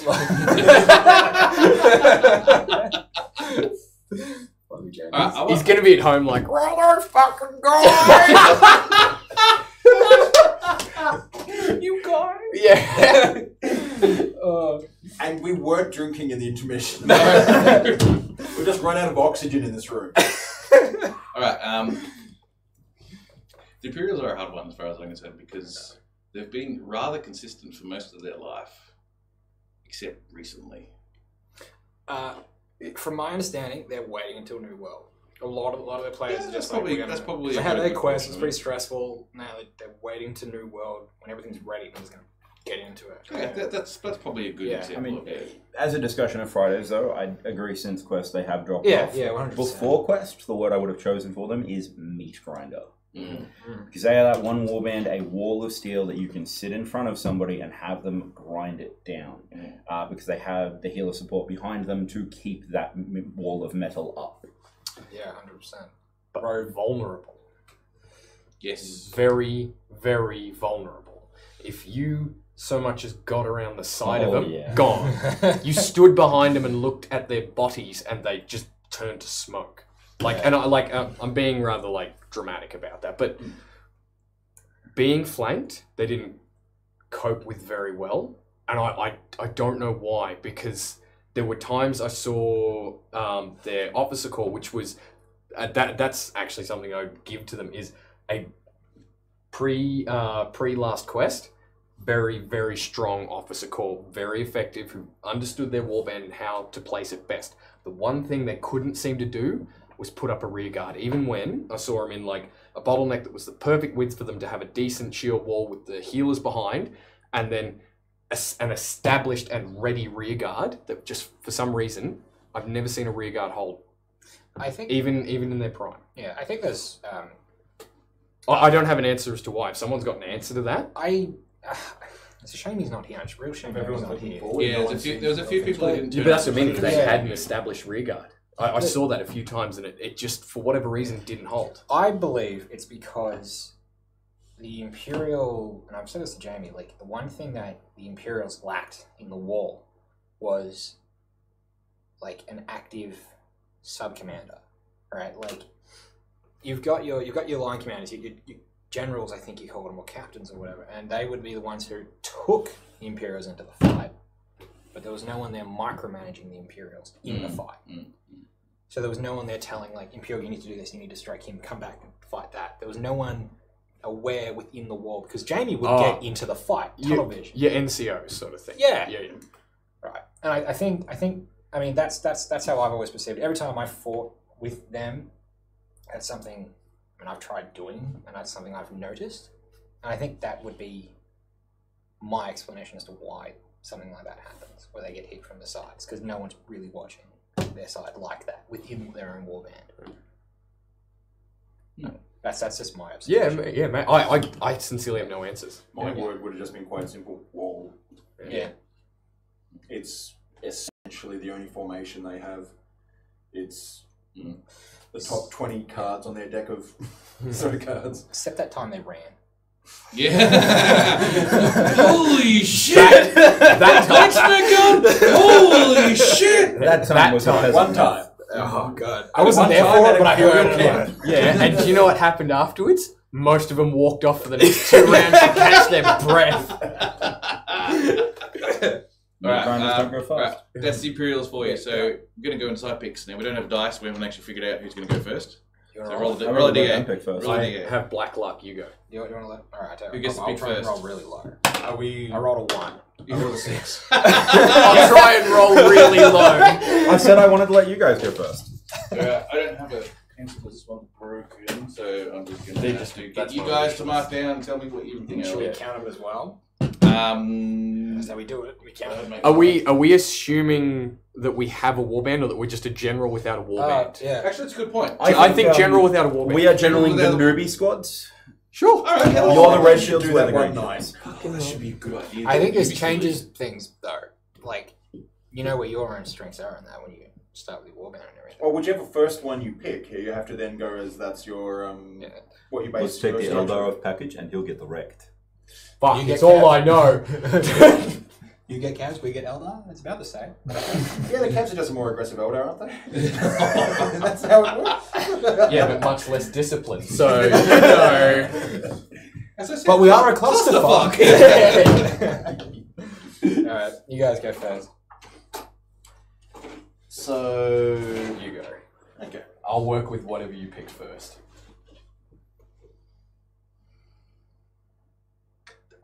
Out of that, I'll actually. True. All the maps are the same, it's fine. There's some water somewhere and a couple of walls. So those are the ones. That's just my wish list. Alright, Yeah. item capture and TA. Let's go Musalon. Musalon is your first pick. Tick that. Tick that. So scratch theirs, circle ours, probably the best way. Yeah, that's right. So the reason for that is they've obviously got armor. They've got good archer support, some really good effective archer support, And I like the idea of order. and I'm they kinda going for are that structured combo. enough You want to to do that one? give orders Alright. and Yep. respond Alright. appropriately. So they're you don't have to micromanage them as much. Alright. What's your pick? I don't think we'll have much risk of it. No. Alright, we'll take order. Order. You'll see, hopefully, with our next pick, we'll explain this. Yes. Now we'll do the picks first, and then we'll go through explaining the things. So mark off order on your list. All right. So pick your next list. Free company. Yeah. Let's just assume it's total annihilation too. Venators. Venators. So yeah, we better scratch that. Yeah. Do you know who you want next? Wondering about. Generally, the dumb thing in that stage, though, is if you take that blob, they generally get a few picks. Like, that's sort of the go-to now. If you take North, Okay. yeah, the Are sort we of... doing? the If it's just one gentleman's- to one, that's a very Yeah. tasty thing. There. Yeah, yeah. So Kinda for like- those playing at home, what package is describing is usually when there is a warband that is the biggest. In this case, we've got the North at 35 players. It means that the other side is going to get free picks. In other words, they'll get 1 or 2 picks to try and make sure that the numbers are somewhat even in numbers, which can work against you when it is a lightly armored group like the North, who, yeah, they do have a lot of healers, archers, and fighters, but you might need more armor, whereas if the other side gets 2 armor picks, that's potentially going to shoot you in the foot. It's actually very important when it comes to the picks because the North are because of their size in general, especially on some nights when they've got 50, 60 people. ridiculous amounts of numbers. Yeah, as soon as you pick the North, you are essentially giving away 2 or 3 picks to the other team member who can now has a chance to put a group together that's really effective. Do you know what the converse of that, though, is? Is that, like, there have been nights where they've been left to the end and they've had to shave off the end of a list and rebalance. Yeah, that's Yeah. true. Yeah. Let's keep going. Who are you picking? You go. I trust you. I'm actually going to pick the Highwaymen. And the reason for that is they're underutilized on the field. The night that I ran with them, I got an understanding of sort of how they go. I know how to utilize them the best. So as I'll be able to get them to punch above their weight a bit. We get one, And also one, gives we a get good the other. counter to a lot Because we get of... we get spears spears especially. and get some range to heavy. help us out. So, when I was playing as a Highwayman True. up against the Order, Or- lots of fun. Yeah, no, Alright. based on the numbers. yeah, we're going to take ranges.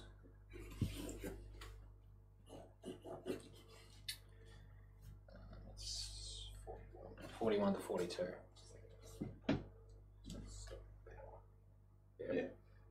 Imperials. Imperials. We'll Yeah. take That's a Sekonze. toasty Yeah. 18, flog Didn't even grind, need meat to say. grinder. We got Sekonze. Meat flogger. No, that's not... Oh, sorry, yeah, no, no, Damn it. Don't circle that. As I'm like jumping the fence, being like, yeah, and I'm on this side now. You pick wrong. Yeah. Because that'd be a lot of stuff in power. Yeah. That's what my thinking. no, Yeah. that's good. And then Arado.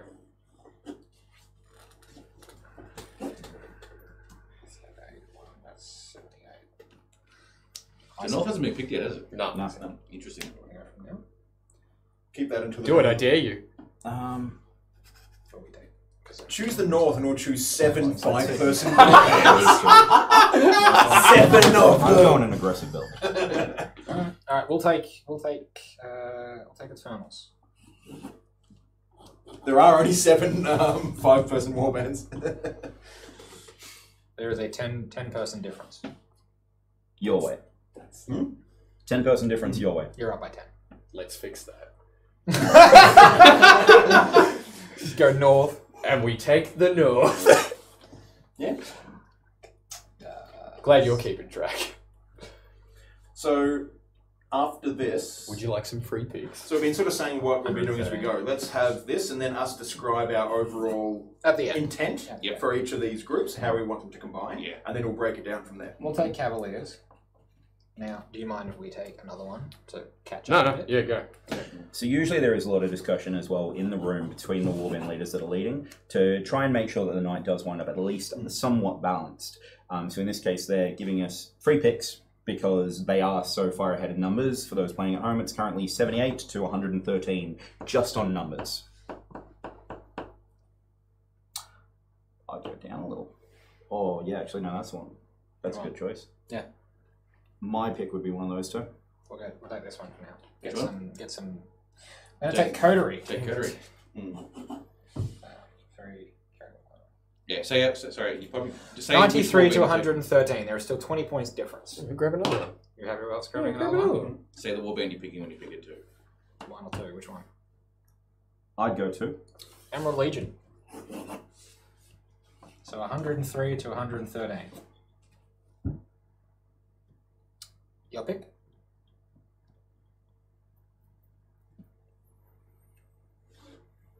That's a good option. Yeah.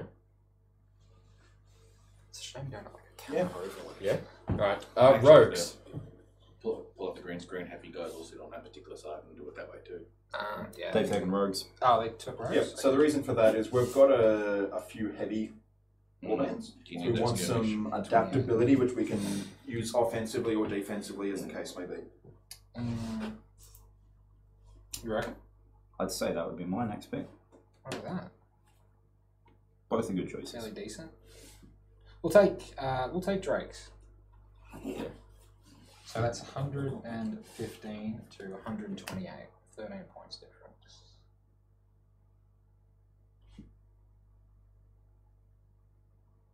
Which first? Yeah. Eldar. Elder? Over here. 136 to 105. We will take. I'm not thinking them or them. Either one I'd be happy with. Either one? Alright. We'll go Lions. Helps us close the number gap. 127 to 136.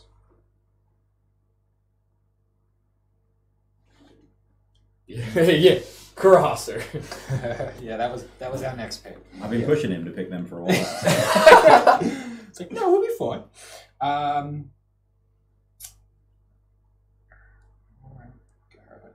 Crossguard.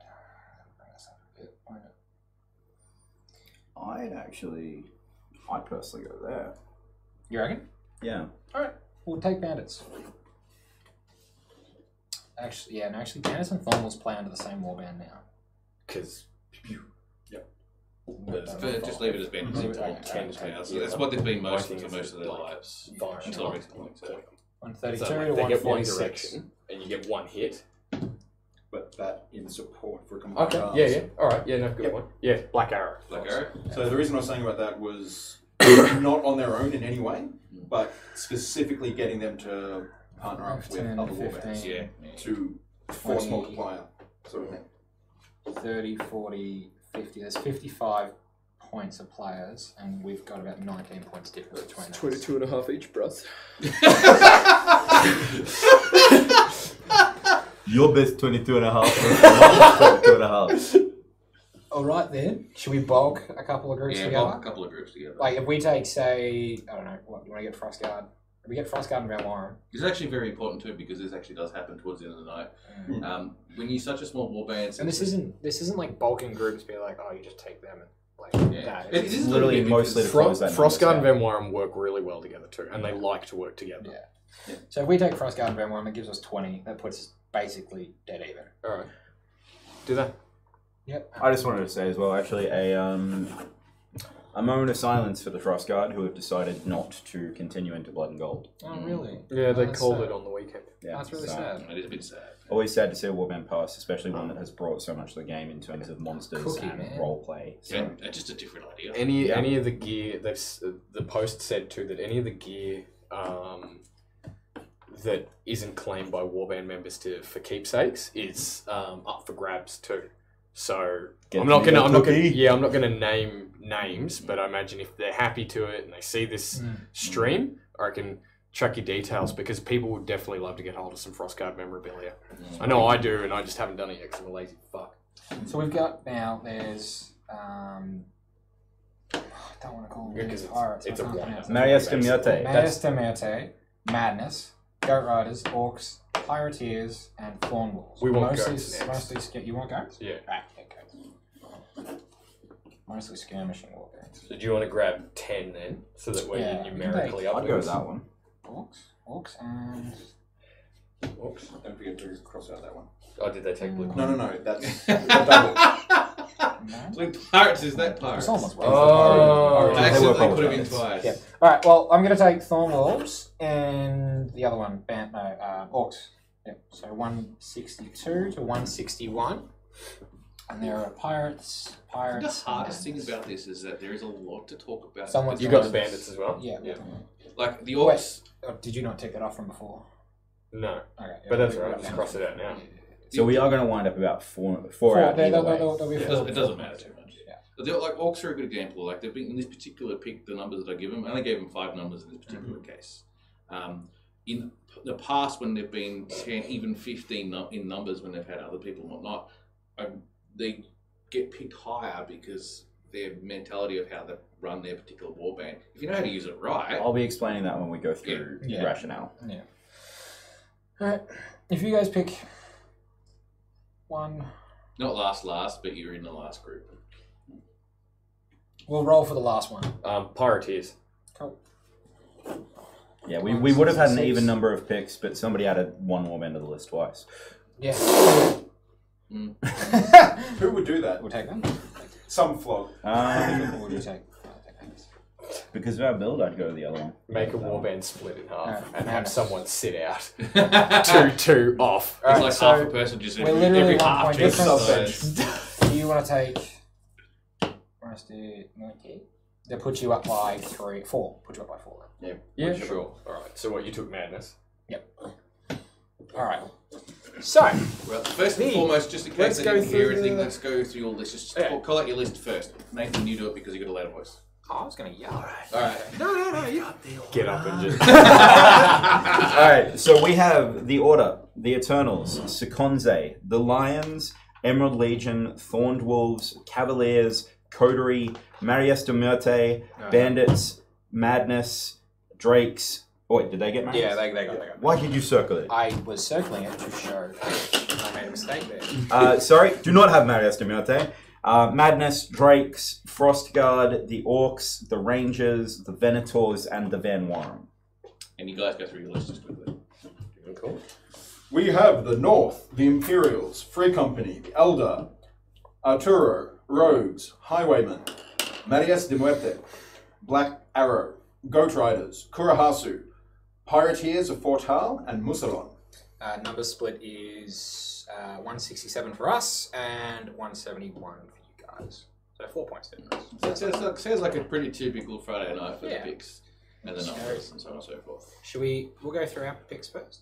Yeah, if you want. So let's cover off the overall rationale first. So I am generally an experimental general. And as I was saying about Josh, one of the benefits I find of him as a general is, and as a leader, is aggression. So we tried to pick a heavy-hitting core of warbands. So my main reason for going Venators in order first is they're both decently armored, decently skilled, pushing warbands. We then padded that out with some spears in the form of Seconze. God, I don't remember what order we picked. Yeah, it was Order, Venators, You want to just break then down? it went So this is my thing. Eternals, Cavs, then Seconde. Yeah, Or something like that. Yeah. Rangers also were early because obviously our opponents picked the Highwaymen. So one thing to always keep in mind with the team picks is counter picking. The Highwaymen being a band gun focused with also a decent number of healers, you've got to get another ranged warband to try and counter that, which was the reason that straight after their Highwaymen pick came our Rangers pick. And, you know, we weighed up Black Arrow or Rangers. Numbers also factor into it. I think the reason we went Rangers is if we had have gone the Black Arrow, who were on our list for 5, then they go the Rangers, then they've got, you know, how many were the Highwaymen? 14 plus 12 against 5 potential ranged units. Yeah. Orders go. So we went. Yeah, so we went. Order, Venators are the main force, supported by, say, Eternals and Cavaliers. With Seconze Seconze behind them. Then we have, you know, forces that pad it out. So you've got Lions and Emerald Legion to Lions, cover maybe a flank each.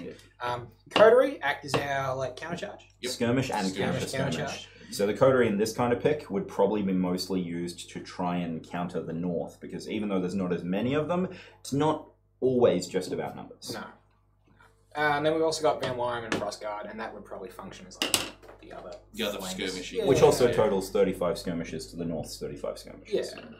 Then again, you know, you've got Drakes who are actually really solid shield wall. They are. You throw them into a fight, and they're really happy to get into a fight. They'll do well. We've been doing a new thing in the last 6 months or so, where we've been wheeling our opponents into obstacles or up against the fence. It has worked on everyone.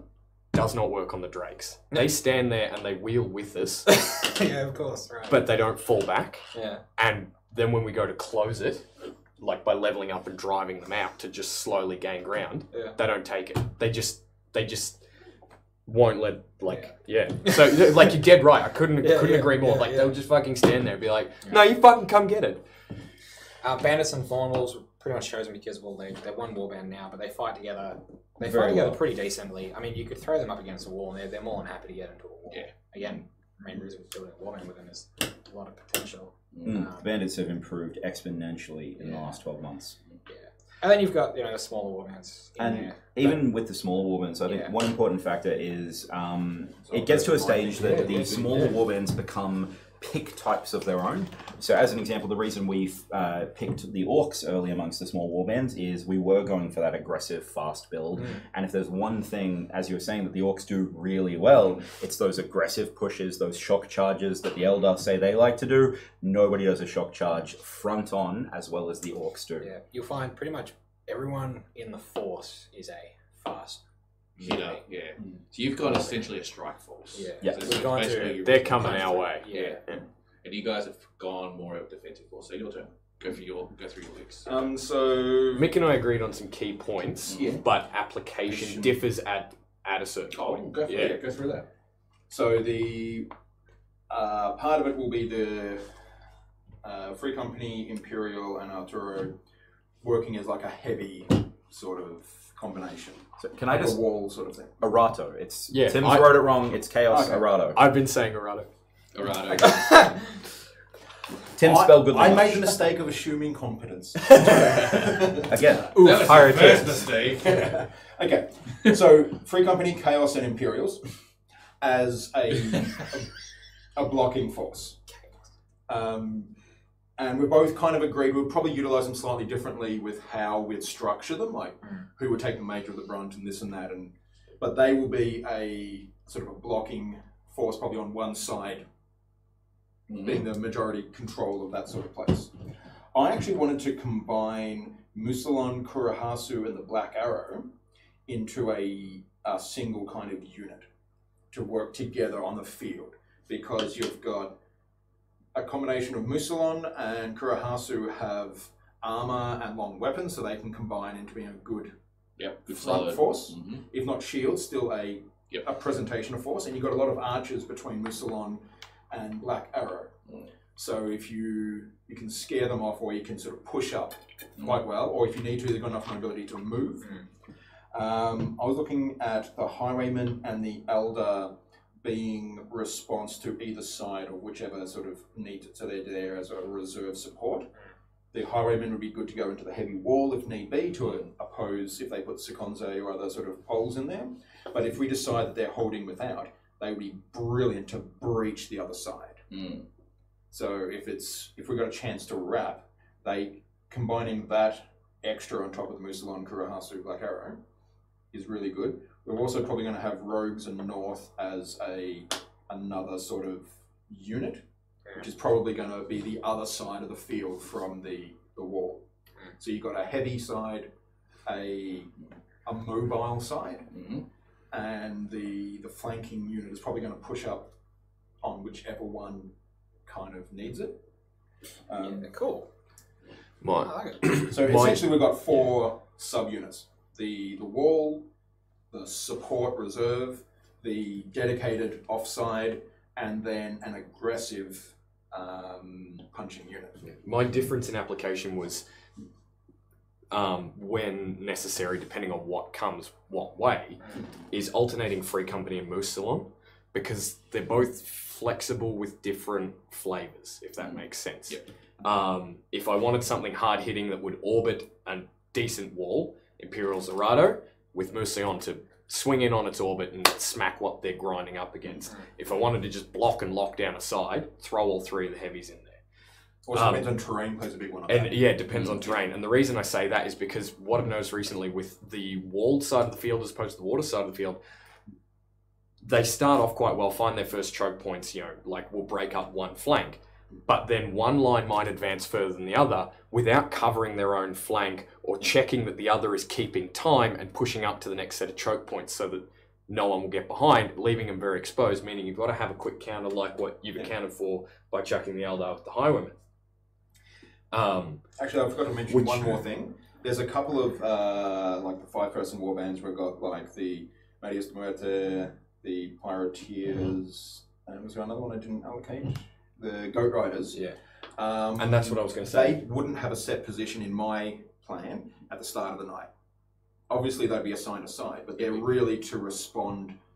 So we can keep our plan going forward and respond to the opposition's plans without disrupting our committed forces. And that was going to be my point, was those little ones would be sitting in behind the grinder, so that way, if it falls out of step, they can plug or counter.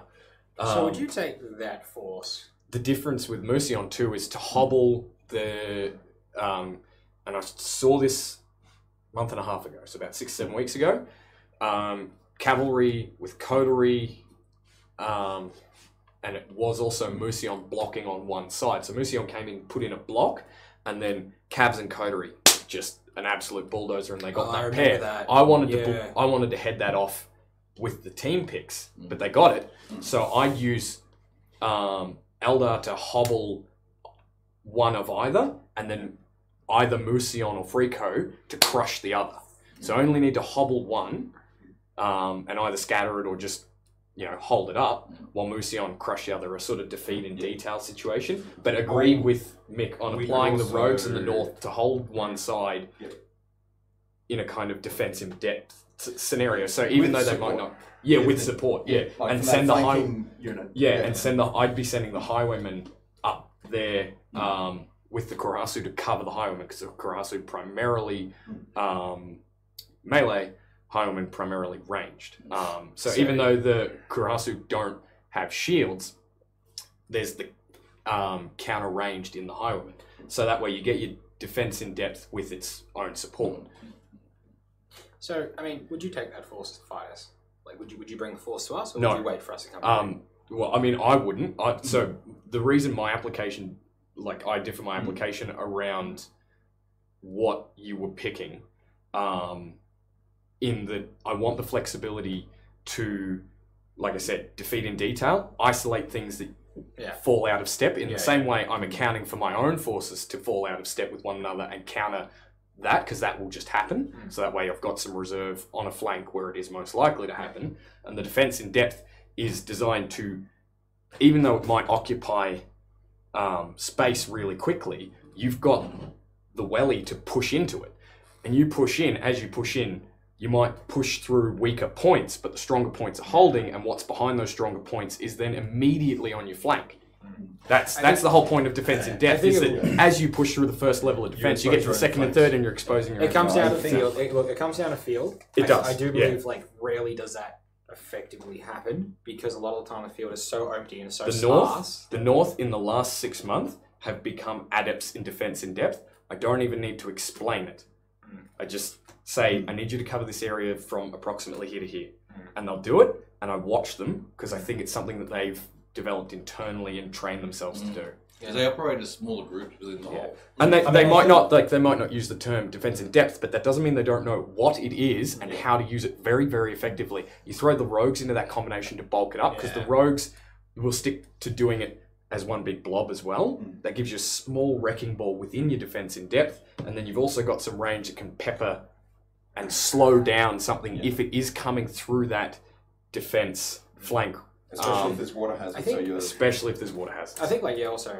Whereas I would actually Basically- take a fight to you. Yeah, I reckon. In the first round, I would probably get the heavy side on its own with a competent warband leaders to be basically in charge of that side. Flank commander. Yeah. I would micromanage the more open side, and I would be using that Musalon Kurohasu Black Arrow unit aggressively and kind of probing and trying to see if there's a chance it gets through, I'm going to commit. Yeah. If not, I'm going to draw hopefully so many of your forces away from the heavy side that they've got no reserves or whatever else, and then you can go into that defense in depth. Yeah. But I would be aggressive on that side to draw a response. I think the other thing is, like, the sides we've picked, the people we work very, very well with, like, very, very close with. So I don't think a lot of the time when we engage, a lot of them are going to do exactly what we need them to do, because there is that like succinctness between us. Not necessarily always. Not always, but I mean, if we look at it like, you know, Cavaliers, Sekonze, Eternals, Order. Yeah. Also, if you play to a unit's strength, they'll respond a lot better. Yeah. Yeah, So we've definitely limited ourselves to really like attack. But you know, we have the upper hand of being a more mobile force here. So if the game types, you know, TA, I think, is what we well. It's So either the total annihilation annihilation is or what it total is. annihilation with an alternate win condition. Yeah. It's one of the two. Yeah. All right. Do you have something else to say? Yeah, what I was going to say is actually, I think as well that an important factor here is that some picks, and I'm sure you guys agree, it's purely counter picks, both in the terms of some of these picks I think both sides did make to try and counter what the other side has just picked. For example, them picking Highwaymen, us picking Rangers. But as Josh was just saying, it also comes down to inter-warband cohesion. The second they took Imperials, I know that Sekonze had to be our next pick because Sekonze and Imperials traditionally have a very strong working relationship on field. So, you know, it's one of those, it's almost a force multiplier in and of itself to let those two be together. And that's the same reason goes for why I said we put Van Wyram and Frostguard together, is because we've got the North, which, they're going to work in on themselves as a huge, great block anyway, because they are a huge, great block of one warband that will work together. So to help sort of offset that gives you a smaller but substantial unit that will work cohesively. That was my thinking anyway in suggesting that as a counterpick, or a partial counterpick anyway to the North. We've also skipped over a little bit. We've used the term force multiplier several times. It's a good And term. it's a great term. We all know what we're talking about. Some of the people viewing may not sort of know. So I'm just going to give a super brief sort of We're actually explanation going to of discuss how meta tonight. how I believe it's sort of used. A force multiplier is simply that some utilizing a unit or a person in a way that gets them to contribute more than they normally would. So whether it's having a healer protected so that they can just do healing, so that they are able to keep doing that. Having spears worth more than a person with sword and shield, they can contribute more to the fight. These sorts of things multiply your apparent contribution. Is that basically where everyone's... More than maximize their original And so that's a effect. huge thing in this, because if you don't have your people working at maximum efficiency, you're losing out. Like, God forbid the Sekonze try and have a line on their own. I've seen him do it though. Yeah, One of the ways, but that is not But- anywhere near as effective as putting even the newbies with shields in front of them multiplies their force. Yeah. And so it's actually super important that people understand why these things have such an effect on the. Once you start getting warbands to do what they're not used to do, Yeah. effectiveness goes down. In a lot of cases, you've also got to understand who they are, because if you order them to do something they're not normally known to do, you're pushing shit uphill, basically. Talk to your warband. I Talk to like your doing generals. that though. With warbands that I know would be willing to do it at the right circumstance and given them, some timing and some conditions, and then signaling, do this thing, because, like I said, like has been said here, everyone's like, get them to do what they want to do because you're pushing shit uphill. You push shit uphill and you get it over that crest, it starts rolling down the other side and cleans some motherfuckers up. They're all covered in shit. It's all situational. 'Cause, like, It is. You can't do it all the time. Great. Yeah. It's a case of like when some people are happy to sort of adapt and change and do something different, and they have that mindset. Yeah. Then there are other particular groups of people, especially the leaders themselves and the warband itself, who basically this is what we do, this is how we're doing it, this is our thing, this is what we're doing. So if you're going to make us do something else, we'll either do it begrudgingly. Yeah. It's a test of leadership of the leader of the warband, because if a warband has doubts with what the leader is telling them to do, if they don't have a newer warband, it's going to be harder to get people to go outside their comfort zone. Yeah. If you've got an inexperienced leader, or if it's not the primary leader, those sorts of things, it's really hard to convince and sort of motivate a warband to do that. For me, Coterie is one of the prime examples of this too. Like these days, and everyone knows, and everyone now who picks sides knows how to use them pretty well. They know, don't put them in a line. If you can avoid putting them in the line, you're going to get the force multiplier out of them. I'll actually say as well, Coterie are the biggest counter to us. In terms of warbands that we run into that stop our breakthroughs and our flanks, Coterie is the biggest. And quite often, I think that we get picked to counter them, they get picked to counter us quite frequently. Even though we've got different styles of combat, we still interact. We're more of a shock force. It's your they're more of a deployment skirmish. styles. Your deployment styles are similar. But I was going to say, with the sort of the forces here, it also comes down to adaptability. There have been so many great, really good picks which have a good solid battle plan, but as soon as things don't go as primarily envisioned, they either don't have the command and control or communication ways to communicate that to the... I've seen games where the general doesn't even get a warband leader huddle after a point. I don't though. Yes. Yeah, but when and that's things are why changing, I was going to ask. But when things are changing, you have to have some line of communication. Yeah, that's and the I was easiest going to way ask, do it. can we talk about command and control? Yeah, At some part point. of the All matter. right, I do want to first. talk about that. How long 'cause do we there's- have? It is 10 o'clock already.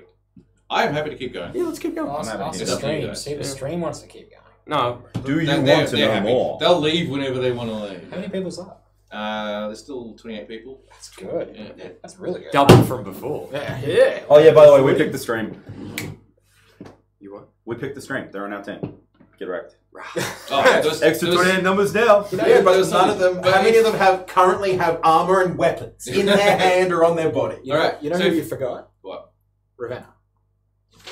Oh. No, Chesterwick. I don't know. Remember the shit, blue. yeah. Oh, Chesterwick, yeah. And Winter, or They're not the other half of Winter, Either I didn't Granadas. see any Granadas. of this No, I just Granadas. specifically did not put Granadas on there Oh. Is it Oh, because 'cause they're they're once a sometimes month? food? because they're a once a month thing. Well, and they're all the orcs from, are two times a month. But the orcs are a warband, whereas Oh, you're saying Granada? no. Granadas are mostly based off other people jumping in to become a different warband for a night, where the orcs are the orcs. Yeah. So I understand where disagree. you're coming from. So we're all good to keep going then? Yeah, no, I'm I happy. everyone's I'm happy for us to keep Shit. talking. Another half hour? Yeah, half hour sounds good. Half. Because Let's see I- that side. actually- the main thing I wanted to talk about was before command we and go control. on, before we go everyone, if you mark down these particular numbers for the night on your sheet of paper or whatever it is, how you're doing Vote it, who wins. turn to warband leaders because we want to put this particular side together and see who wins. So you have to make sure your warband fields with these exact numbers. Yeah. And if anyone is Imperials, Because don't you bring get your generals shields. and you if kick you us. if you go Which above, side of the field do you want? No, we said that we're picking for the noobs, so the noob sergeants are leading. and if you've got more members than there actually is in this list, then you get to be the Blue Pirates. I was just going to put a super quick point. I've done up a quick summary of my views on battlefield tactics, and I've run the lesson a few times. 4 things. The first is know your objective and contribute to it. The second thing is strong versus weak and understanding what that means. The third thing is flank support and reserves. And the fourth thing is pre-communication. We just sort of touched on the idea of communication, and pre-communication, explaining things before the battle starts or before it needs to be known, is overlooked so often. Don't tell my Do you players know that. Who the Now they'll expect me to tell them things. Well, before they need to know it at least. the best person I've ever seen with like pre-game planning is Lyndon, because he bought a clipboard and had the map in a clipboard. It was like an MDF folder thing he made, but he bought the map to every single Warband leaders meeting, and he could just Pointing go, out "You're that here, you- you're yeah. here, you're here. We're going this way, like this." It works on all scales, though. Oh, unbelievable! Like, here's an example of pre-communication which everyone can do.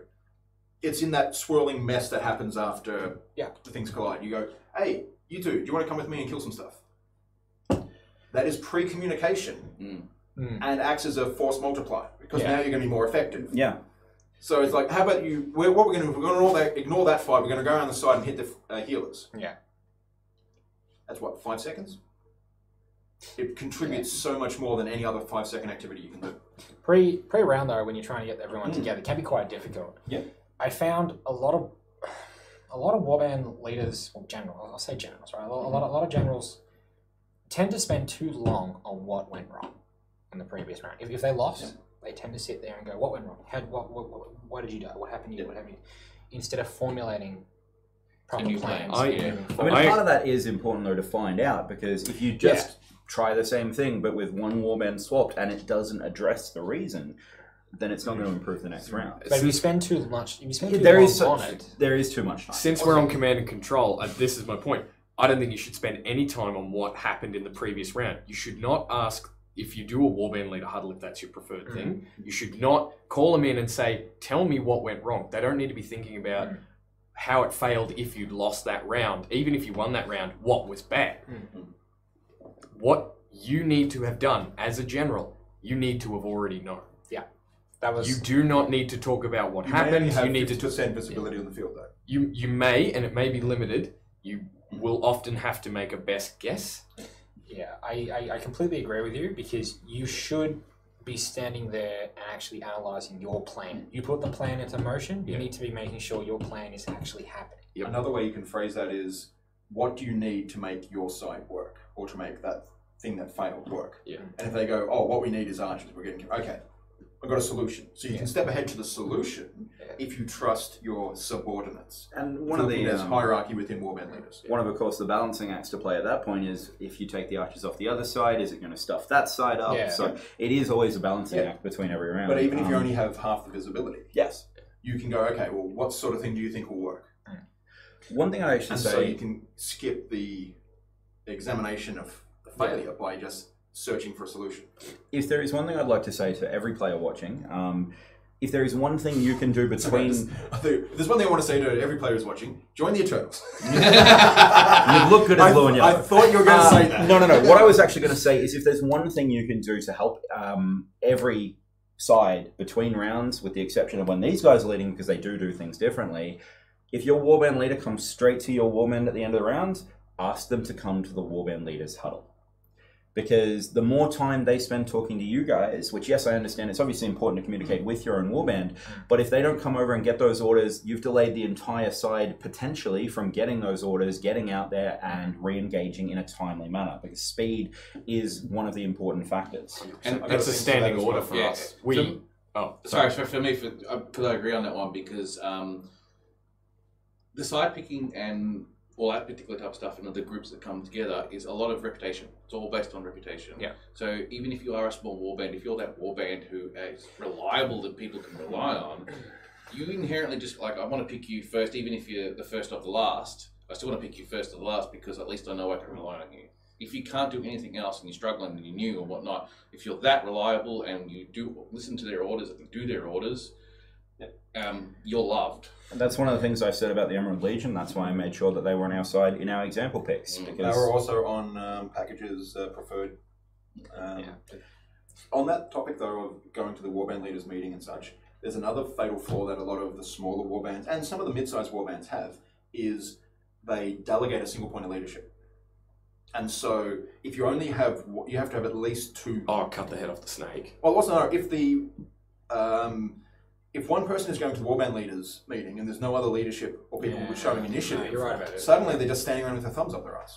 Yeah. If you've got one person who can get people ordered, get people together, get people like briefed up, going okay, even if they don't know what the orders are. And that's what I was going to say before. Is like that's a standing thing for us. Is that like even if I'm not first back, the whoever is highest ranking at the time, once the warband's sort of together, and their standard thing is you come back together. You don't dig around and talk to your friends. So they come back together. They either get told to just stand and wait, or put into a line or whatever. While that's happening, either a cadet or an officer will go to warband leaders when they see me come up, or they'll have sent a runner to go. They might just be a pleb, but they're just there to receive orders, which we would do whether it was me, the next officer down, or just a random citizen in our warband. I found that in between rounds as well with like cabs. Like if I went to do warband leaders and I got the orders, I'd come back to cab. And they've sent Sort someone of- for you. No, well, they're sort of just kind of like all over the place. And the other way Another as good well. thing is if you're losing, motivate them. Yeah. Like do a bit of morale. But it's also sort of it's also control. the warband leader's responsibility to like tell the leading general, like, hey, my guys are not having fun. We keep getting thrown into this fight. We're not having fun. Please help us. And if that general is not willing to listen to that, then you're going to start losing. I can't speak for other generals, but my question when people get back is not why did we lose? It's are you having fun? Yeah. Are your guys okay? Are you getting tired? Do you need me to swap you out with another warband? Yeah. Because it is important to rebalance things so that it doesn't get stale, so that they're not fighting the same warband all night. Because I think if I can throw out one thing that I think is highly underrated in the Swordcraft meta, it is morale. Yeah. Yep. If people go out on that field and they think, I've lost, guess what? They You've have. lost. Most circumstances. Something else that can make the difference between winning and losing, as tiny, small little things, bringing water, like a slab of bottles of water for your warband at halftime. If we're talking things that individuals can do to improve No, but their that on its warband own, within the meta, making sure people are refreshed and hydrated, they'll fight at least 10% better. I found at the end of every round. Now I'm not a great leader. I'm pretty bad with a lot of stuff. Fuck, what? I'm not going to deny it. Now, like I'm really good at Gold Siege on Black Camp, treetops. You walked off. Oh no, that's I walked off to get free company. we're talking Fridays. That's the question. Fridays. Can I just quickly tell my side of that anecdote? When he came to get us. Yeah. So he came up to, because we'd heard there was a siege, so Josh Campione got to bust the March Act. Someone was going to pay us. We go there and you say, oh, free company, we need your help. And Josh goes, how much are you going to pay? And it's like, oh, 1 copper per person. Yeah. And me as just a random nobody went, how about 1 ducat per person? And you went, 3 coppers per person. I'm at 3. Yeah. So I had the instant pain. upsell, I and had we the- just went into the battle. Anyway, Yeah. so with a lot of like my leading, I do rely on the other warband leaders that are with me. A lot of we've worked together before. I generally I ask you like, what do you think we should do? How are you feeling? What are you feeling? Collaborative leadership. Collaborative leadership. Does anyone else here? And pre-communication, that all has to be done. Establish it as early as you can. And it's got to be done within 15, 20 seconds between rounds, which is one of the reasons, again, punctuality is important. Yeah. So for me, it's I always try to ask, 1, are you having fun? 2, how did you feel in that fight? Do you want to change it up? Or if it's working, let's stick to it until it doesn't work. Right? And then at the same time, I'm always worried about the other side. Like there was, when I had my fight against Moostalon, the team picks were ridiculous and we just smashed them every single round. And I knew my guys were our side was having a lot of fun, but they could also feel that the other side was not having fun. So we rebalanced as quickly as we could. And I think that's a responsibility of every general. The It is general, a responsibility. you're not just Some looking have after. too much pride. Yes. Some do, and So they we're are- going back to discussing the warband we discussed straight after the break. No salt. Move on. No, there are ruthless warband leaders on Friday nights. Yeah. John is phenomenal, but his team picks are just ruthless from Seconde. Every time he's picked the sides, are just One of my points of pride is I'm the only person that's fought him to a tie. Nobody's beat him. yeah. No one's beat him. And that was a tie after rebalance, Yeah. so it doesn't really count. Same with Jamie. Same with a few other people out there. A lot of warband leaders want the win and they want to go for the win. And even if they're losing just a little bit, or they're getting really smashed really hard, they think they can win in the second half. Depends on my scorecard. Your scorecard. My aggregate is just below 0 at the moment. Okay. The first time I generaled, Yeah. I lost. Second time I generaled, I won. Third time I generaled, I tied. And after that, I realized my aggregate was 0. Because I was thinking about, that one, like there's that joke on the internet, like if you're born in this hospital and you die in the same hospital, your average velocity for your life is 0. So That's your life after that, like I philosophy, didn't right? I didn't try to win or lose the fourth time I generaled, and I think I lost that one as well. So the next one I went all out to win but keep it fun, Yeah. and I think I won by 2 that night. And then from then on, anytime I've generaled, I've aimed to win or lose according to my scorecard to keep my aggregate at So- 0. As my guys will tell you, I always aim to tie. Yeah, Sometimes it works, sometimes it doesn't, Yeah. but that's my goal because it's much harder to pick that evenly Yes. than you can tie. I got I 3 would ties under my belt. I'd Well, rather it win or depends. lose If by you- 1 or if 2. you just stomp them in the first half and then slowly give them a win. They'll know though, because Oh, yeah. I've been yeah. on the losing side when that's happened. When we've been given points away, and Wait, you've been on a side when the others haven't been fighting the best ability. Yeah, that's Mythodia. Anyway, it is the responsibility of generals on both sides to make sure every single player on that field is having fun. can we go back to command honest control opinion. for a second? Yeah. I really want to talk about command control. Yeah. Cool, because Um, I want to talk about individual players affecting the matter. We Mine can, will take we can one. get down to that. Yeah. Yeah. Let's Oh, let's we let's ran start out on of top. We of got, it. we got 15 minutes. Yeah. So let's I know you'd probably be familiar with it. Is anyone else here familiar with the core system in armies? Like Kinda. making a core? Oh, you mean... Yeah, like a I totally know, but tell the players at home. Yeah. Well, a simpler way is to think you build a battle group of this unit, this unit, this unit. They've all got their leaders within each unit, and then they fundamentally report to this one. Oh, like Warhammer. Now when you pick your division. I will push you out. I was thinking more like a Roman legion. Oh, okay. Yeah, Alright. so some actual truth. Not just some bullshit pulled out of a dick hole. Someone salty. 40k is better. No, I was talking about 40k.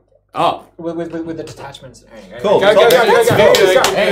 yeah. So and I've seen other people do it with flank commanders. So that it's like you look after this half, you look after this half, and fundamentally you report to me. And so it's like it's 2 steps. Yeah. I thought you would have done I like a core. phrase it differently. Yeah, well, I mean, on a Friday night, I call them battle groups because if I said cores, then I'd have to explain cores like I'm not quite doing now. But I say, I'm putting together this battle group and its idea is it does this. I'm putting together this battle group and it does this. And sometimes I ask too, when a general asks, what would you like? One thing I ask is, can I put together a fast attack division? I want some armor that will move, and then that will be my battle group. And I suggest and I say to them, if they ask for suggestions, I will say, put together, groups around a common idea, a common application, or that can support a main 1 or 2 to a common application. I think a lot of generals do that already though. They Not from what I've seen. Not communicated. Yeah, Not and like that's that, I'm no, talking. but, I'm talking quite an often- absolutely formal structure. Yeah, no, but And I quite mean, often they will not appoint an overarching leader to their battle groups. Yeah. No, yeah, Flank you're right commander. about Flank that, commander yeah. is the only step down from a general that I've seen, and the problem with that is that then the general has to manage 6 or 7 per side warbands, as opposed to 2 blokes who each have to look after 6. At Quest, we did that with the Confederacy. Yeah. We did break it down into like 3 or 4 different battle groups, and we had like commanders like working with each other with runners, and we really planned that out. On Friday nights, the most that we've really, I mean, whenever it's been like Cavaliers, Imperials, and Seconde, we know how to work with each other. So we were able to replicate what happened at Quest on Friday nights. Rarely are we together, so we don't get to make those battle groups up. Yeah. I think generals already do, in that they go, all right, Musalan and X and Y. They say, I want you to run together. I want you guys to group but together. But they don't formalize it, and they don't put someone in command. So what happens is that the warbands get out there, and then the warband leaders then have to take... a huge thing. Yeah, they have to take a minute to then say, how do we work together now that the 3 of our warbands are out here? It would be good to see that. Or at least It'd be interesting, yeah. people start experimenting. I've done it a few times to mixed success. You are like relying on those battle groups to like operate independently, like entirely independently. Yes, and that's where the defeat in detail principle comes along too. Is that I try to, if I can, if my list allows for it, put into 3 battle groups, and the 3 battle groups are designed to ultimately end up. They get given a sort of a mission, which is designed to work in tandem with the other missions assigned, if that makes sense. So that without saying, you have to achieve this because it will then help achieve the one next to you, I just say, you need to achieve this. And then this battle group, battle group A achieves X, battle group B achieves Y, and so on. And then the way those missions are, in my mind anyway, designed to work is that it will result in a defeat in detail. Again, there are a lot of variables that go into that you can't control, because a lot of this thinking comes from colonial, high imperial, militaristic thinking right up to the modern period. There's a bit I want to add to that. And it doesn't necessarily apply at Swordcraft, because people are there to have fun. And because they're there to have fun, they tend to run not with the same regimentation that you would get in that sort of professional army sense, that you could then directly apply that to that 100% effectiveness. I really hope my players have watched the video. I keep linking them on Defeat in Detail, because it's a very valuable tactic to employ at Swordcraft.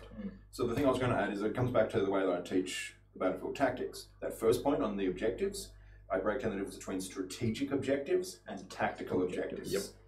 And so you've got strategic objectives, which is what needs to be done, and tactical objectives, which are how you're going to do them. And so essentially, as a general, you're looking at the strategic decisions, and in that sort of space was what you're talking about, is assigning tactical leadership to other groups. So it's like an area, like the simplest one is you control the left, you control the right. And so you might say your goal is to hold the left, and we'll push the right. So you get into more detail. Which is the same reason I wanted how you, and the general is not telling someone, a single spearman, to move to redeploy. And that's the reason I wanted Musion and Frico, because that's that interchange that I can then rely on to give me flexibility in strategy, and then they apply themselves tactically to the best of their ability in whatever situation I put them in. I think I just wanted to make quickly. As one example with this list. If you scale it, it works on every level. Which is the reason why I don't include some of the higher level strategic stuff. But if you look at the battlefield tactics stuff that I've done, and there might be a few people who have watched me like teach it or that sort of stuff, the individual fighter has the same tactical choices as his warband leader. But it's on a different scale. I want to follow up on that once you've spoken. So I was going to say, I think what you're saying it makes sense, right? But you will not be able to properly achieve that if you choose to not have your warband leaders meeting before each round. No, and do you know why I can? Because I use runners. I don't do a warband leader huddle. If they come up to me and say, go be with your warband, get them ready for the fight. How do you assign who's in what group, though? By runners? Groups are generally assigned to a quarter or a half. So, like, your battle group is that for the quarter. Okay, so at the start. At the start of the night, will you have a start of a quarter, I will move. I will go up to a warband leader and I'll say, you are with this warband, and maybe a fourth, and I want you over here where I can find you. And I say, I want you over on the far right, of our deployment zone. Battles on battle group level, not on force level. Yep. And then I say, a runner will come to you with your orders. To begin with, I want you to move to here. So they get they get a primer. and the primer gets them going. While they're on the move, a runner catches up to them and finesses the movement. That's very similar to how we ran it at Quest. You had. I think it's inefficient. Yeah, there's it's not varying efficient degrees. because the problem is I have to either take runners out of each warband or I've got to use the Eldar as runners. The way I'm time delay as happy well. to do either, so long as if the warbands are willing to give me a runner, which helps me a lot, because then I still get my 8 suicidal elves who will hobble anything coming their way, even if they die. I'm going to interrupt you from this particular conversation. Yeah. Being that, because we've only a few minutes left to 10:30, we do have to probably finish at some point in time. No. I do want to go into a very quick one about the individual as a meta. Yeah. I do actually want to hear that one and see what your opinions on that one is. So I've been pushing this pretty hard, both in our chats before the thing and in our break time, because I think what we've been overlooking here is we've been discussing the warband level, the strategic, the side level meta. Meta is about more than the overarching strategy and picks. You can affect the meta as an individual. And I think that's important for players to hear, so that you realize as players that you can affect things, that this isn't just the bigwigs sitting behind a table with an armchair, generaling from behind a computer screen. You're a part of this game and you affect it. There are very simple ways that you as players can affect the meta. You can train, you can upskill yourself. You can choose gear based on the game types, based on your warband, which comes back into cooperation, but not necessarily at a whole warband or side level. If you know that your warband's going to be taking a spear on field, you could grab a sword and shield and help cover that spear. If you know you've got healers, you could choose as a player to hang back and drag people to those healers. That is a part of the meta that I think often goes underlooked, is the individual... meta or victory? I'm talking about meta. That's contributing to win a game. Which is But it the doesn't meta. guarantee victory, though. No, but... Every contribution that a player makes, whether it is a positive or negative contribution, because those exist as well, is a part of the meta. And I think we have been focused very much on the high-level strategy and not the entirety of the meta, which comes down to every player that steps on field. Because the second you step on field, you're engaged with the meta. You're a part of it. Even if you are not a leader, whether an officer, a warband leader, or a side leader, you've got to make decisions on field that are going to affect the outcome. You've got to make decisions in each fight, which is what Mick was saying. The individual fighter makes decisions. An individual one-on-one fight has a meta. A thing that warband leaders and warbands in their organization can do to help that too is to simplify the process. One thing we identified early on was a system like Breton and Free Company, where you had this unit is this and does this. This unit is that and does that. And so we didn't have it in perfectly set out in the beginning. We had some sort of airy-fairy kind of like, oh, there's this kind of thing, and allusions to what was coming. And then as time's gone on, we have had defined units as not only the role was required, but also as players were getting to the point where they wanted to make that choice. So, dedicated healer unit, dedicated support line, occasionally depending on, and this is often to do with if players are injured but still want to play in things, making them the, we just term them affectionately the stretcher bearer. They are our stretcher bearer, our healer runner. They grab the wounded, run them to our dedicated healer unit kind of thing. So there's that. Banner bearers are good for that in the new... Yeah, and so there's that, sort of pre-organization, so they can pick a role that suits them according to what they want to play within the game, and also how they can best contribute to our outcome as a warband. And you're absolutely right, is that if you focus on how you can make your warband absolutely at its peak, by working into what other choices are being made, then that makes the choices your warband leader has to make into what fights to take your warband into, and then the general into what areas, what fights to put your warband into,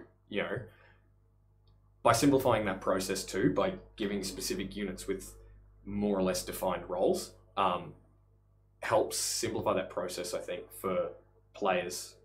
Again, it's not what every player wants, but I think having more clearly defined you know, Units. not necessarily units, but roles at the very least. Because Yeah, example yeah. is, It also makes it easier for the commander to utilize them. yeah, So it's exactly. fine to say, oh, I'm going to be changed to a healer. If the commander doesn't know you're a healer, Yeah, exactly. then you're not going to be Yeah. contributing. And an Yeah. example is, I think in the beginning, Dragon Core didn't have specifically defined units, but defined roles, from what I remember. So that was, one very effective way from the get go to do it, and then over time they formalized it and or more formalized it. I think like Swordcraft is has pretty much been set up in a way that everyone's a hero. At least that's the message they were pushing, right? Everyone's a hero. Because we're all playing a computer game offline, right? Yeah, pretty much. Yeah. So you get into the fight and you want to be the hero. You get into every fight. I want to win. I'm gonna make a big show of this. But Yeah, but winning and sometimes being not. a hero are kind of opposed. Yeah. Well, that's the thing. Like sometimes not all heroes are like those glorious dying glorious battles and all that. Like it's something you said Samson and his before. donkey. Just about to say, like sometimes just dragging people to healers changes the whole thing. Like when I go down to low health, I generally drag people back to the healers, get a couple people up, and I'll defend that healer before I get my heal. And I sometimes pull like 8-10 people back to the healer. When you're not being a cluster. That again is a part of the meta. That turns Josh into his own force multiplier, a term we've thrown around a few times. Which is why I just wanted to highlight that the meta, don't think that it's just us doing team picks leading aside. You can affect the meta. It is how you choose to play, how you choose to kit yourself, how you choose to portray yourself as a player on field. You can just faff around and do nothing, or you can choose to contribute. There's a saying I again use in the lesson occasionally is consider yourself a warband of one in an army the size of your warband. Yeah. So that you're within the hierarchy, and obviously if you're a warband of one, you've got autonomy. But if you're that warband that runs off and does their own thing, no one's going to work with you. Yeah, pretty much. And so that's why also it scales so beautifully, because if you're used to making decisions. Yeah, if you're one of those people who runs off and does your own little thing, quite right, people won't work with you. However, if you also do that with a group of other people who also do the exact same thing, and you realise that you're all kind of doing the same thing and do it together, you actually are starting to help again. Remember the first siege at Drakenfest? The first siege, which one? The Grey Camp one? The Grey Camp one. Yeah. At the very start, because our camp was 400 odd people, so we had about 350 marching. This is our first battle. Apart from the one we weren't supposed to do the day before. Yeah. What they did is they got every archer from every warband in one group.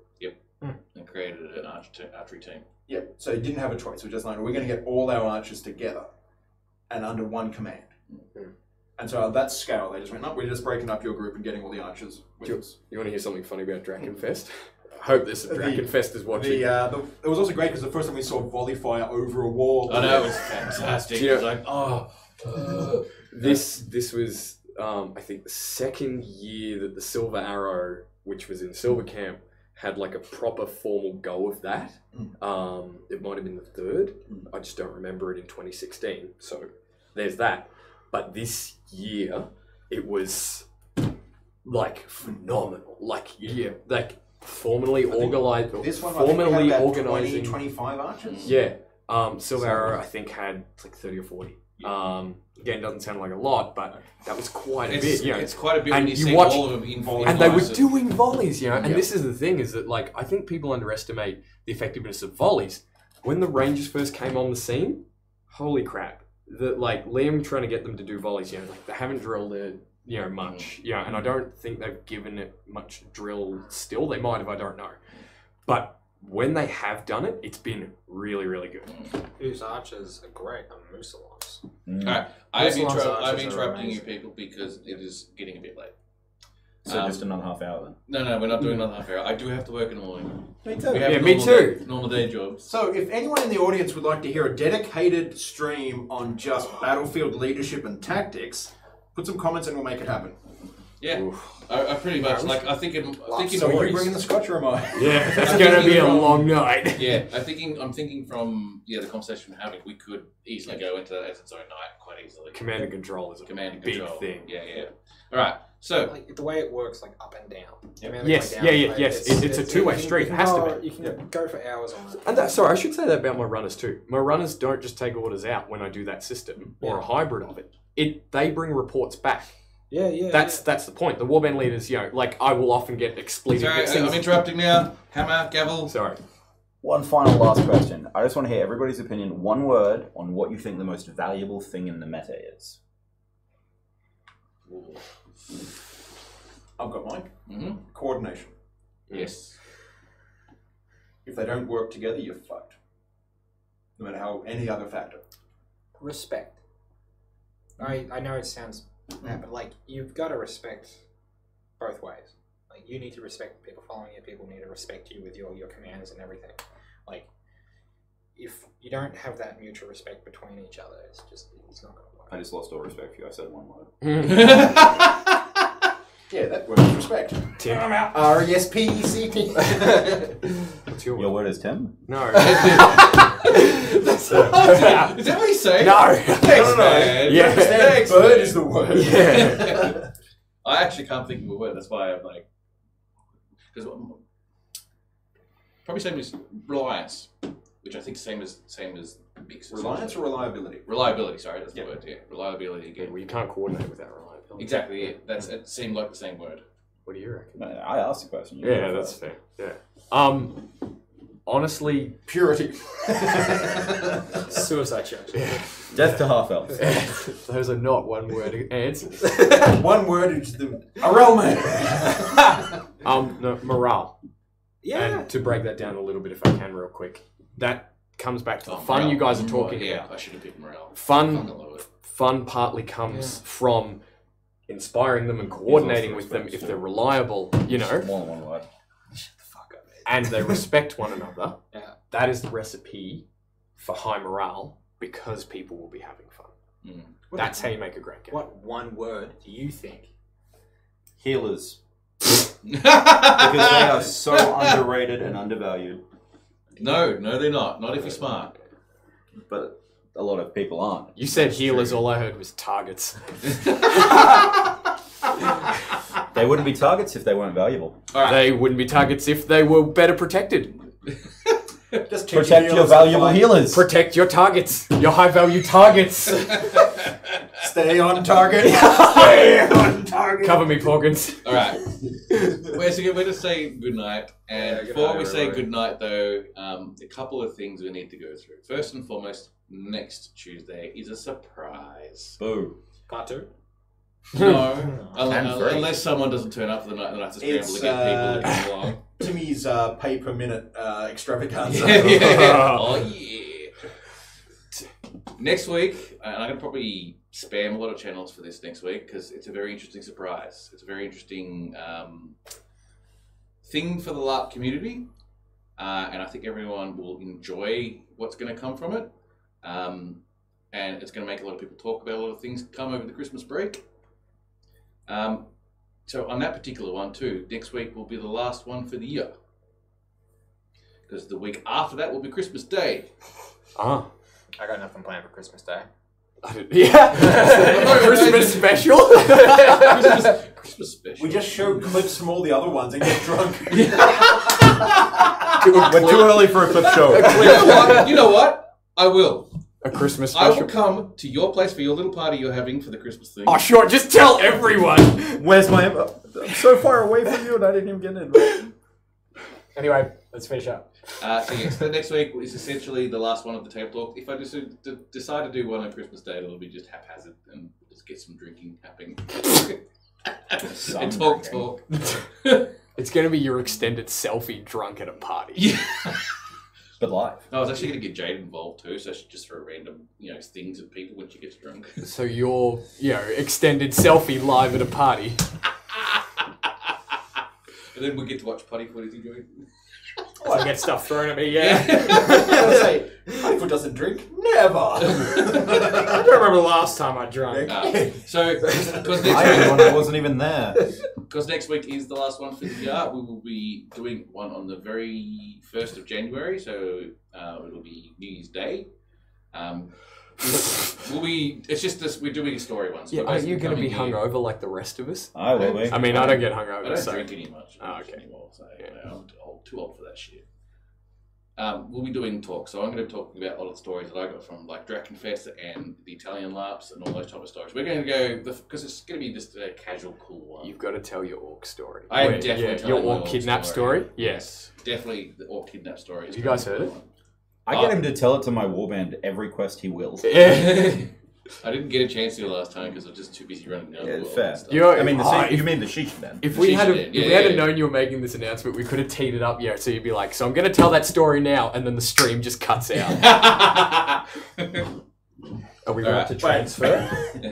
End straight. So it was. As the actress said to the bishop. All right. Good night, everyone. Thank you for watching our channel and joining in our talks. That was fun.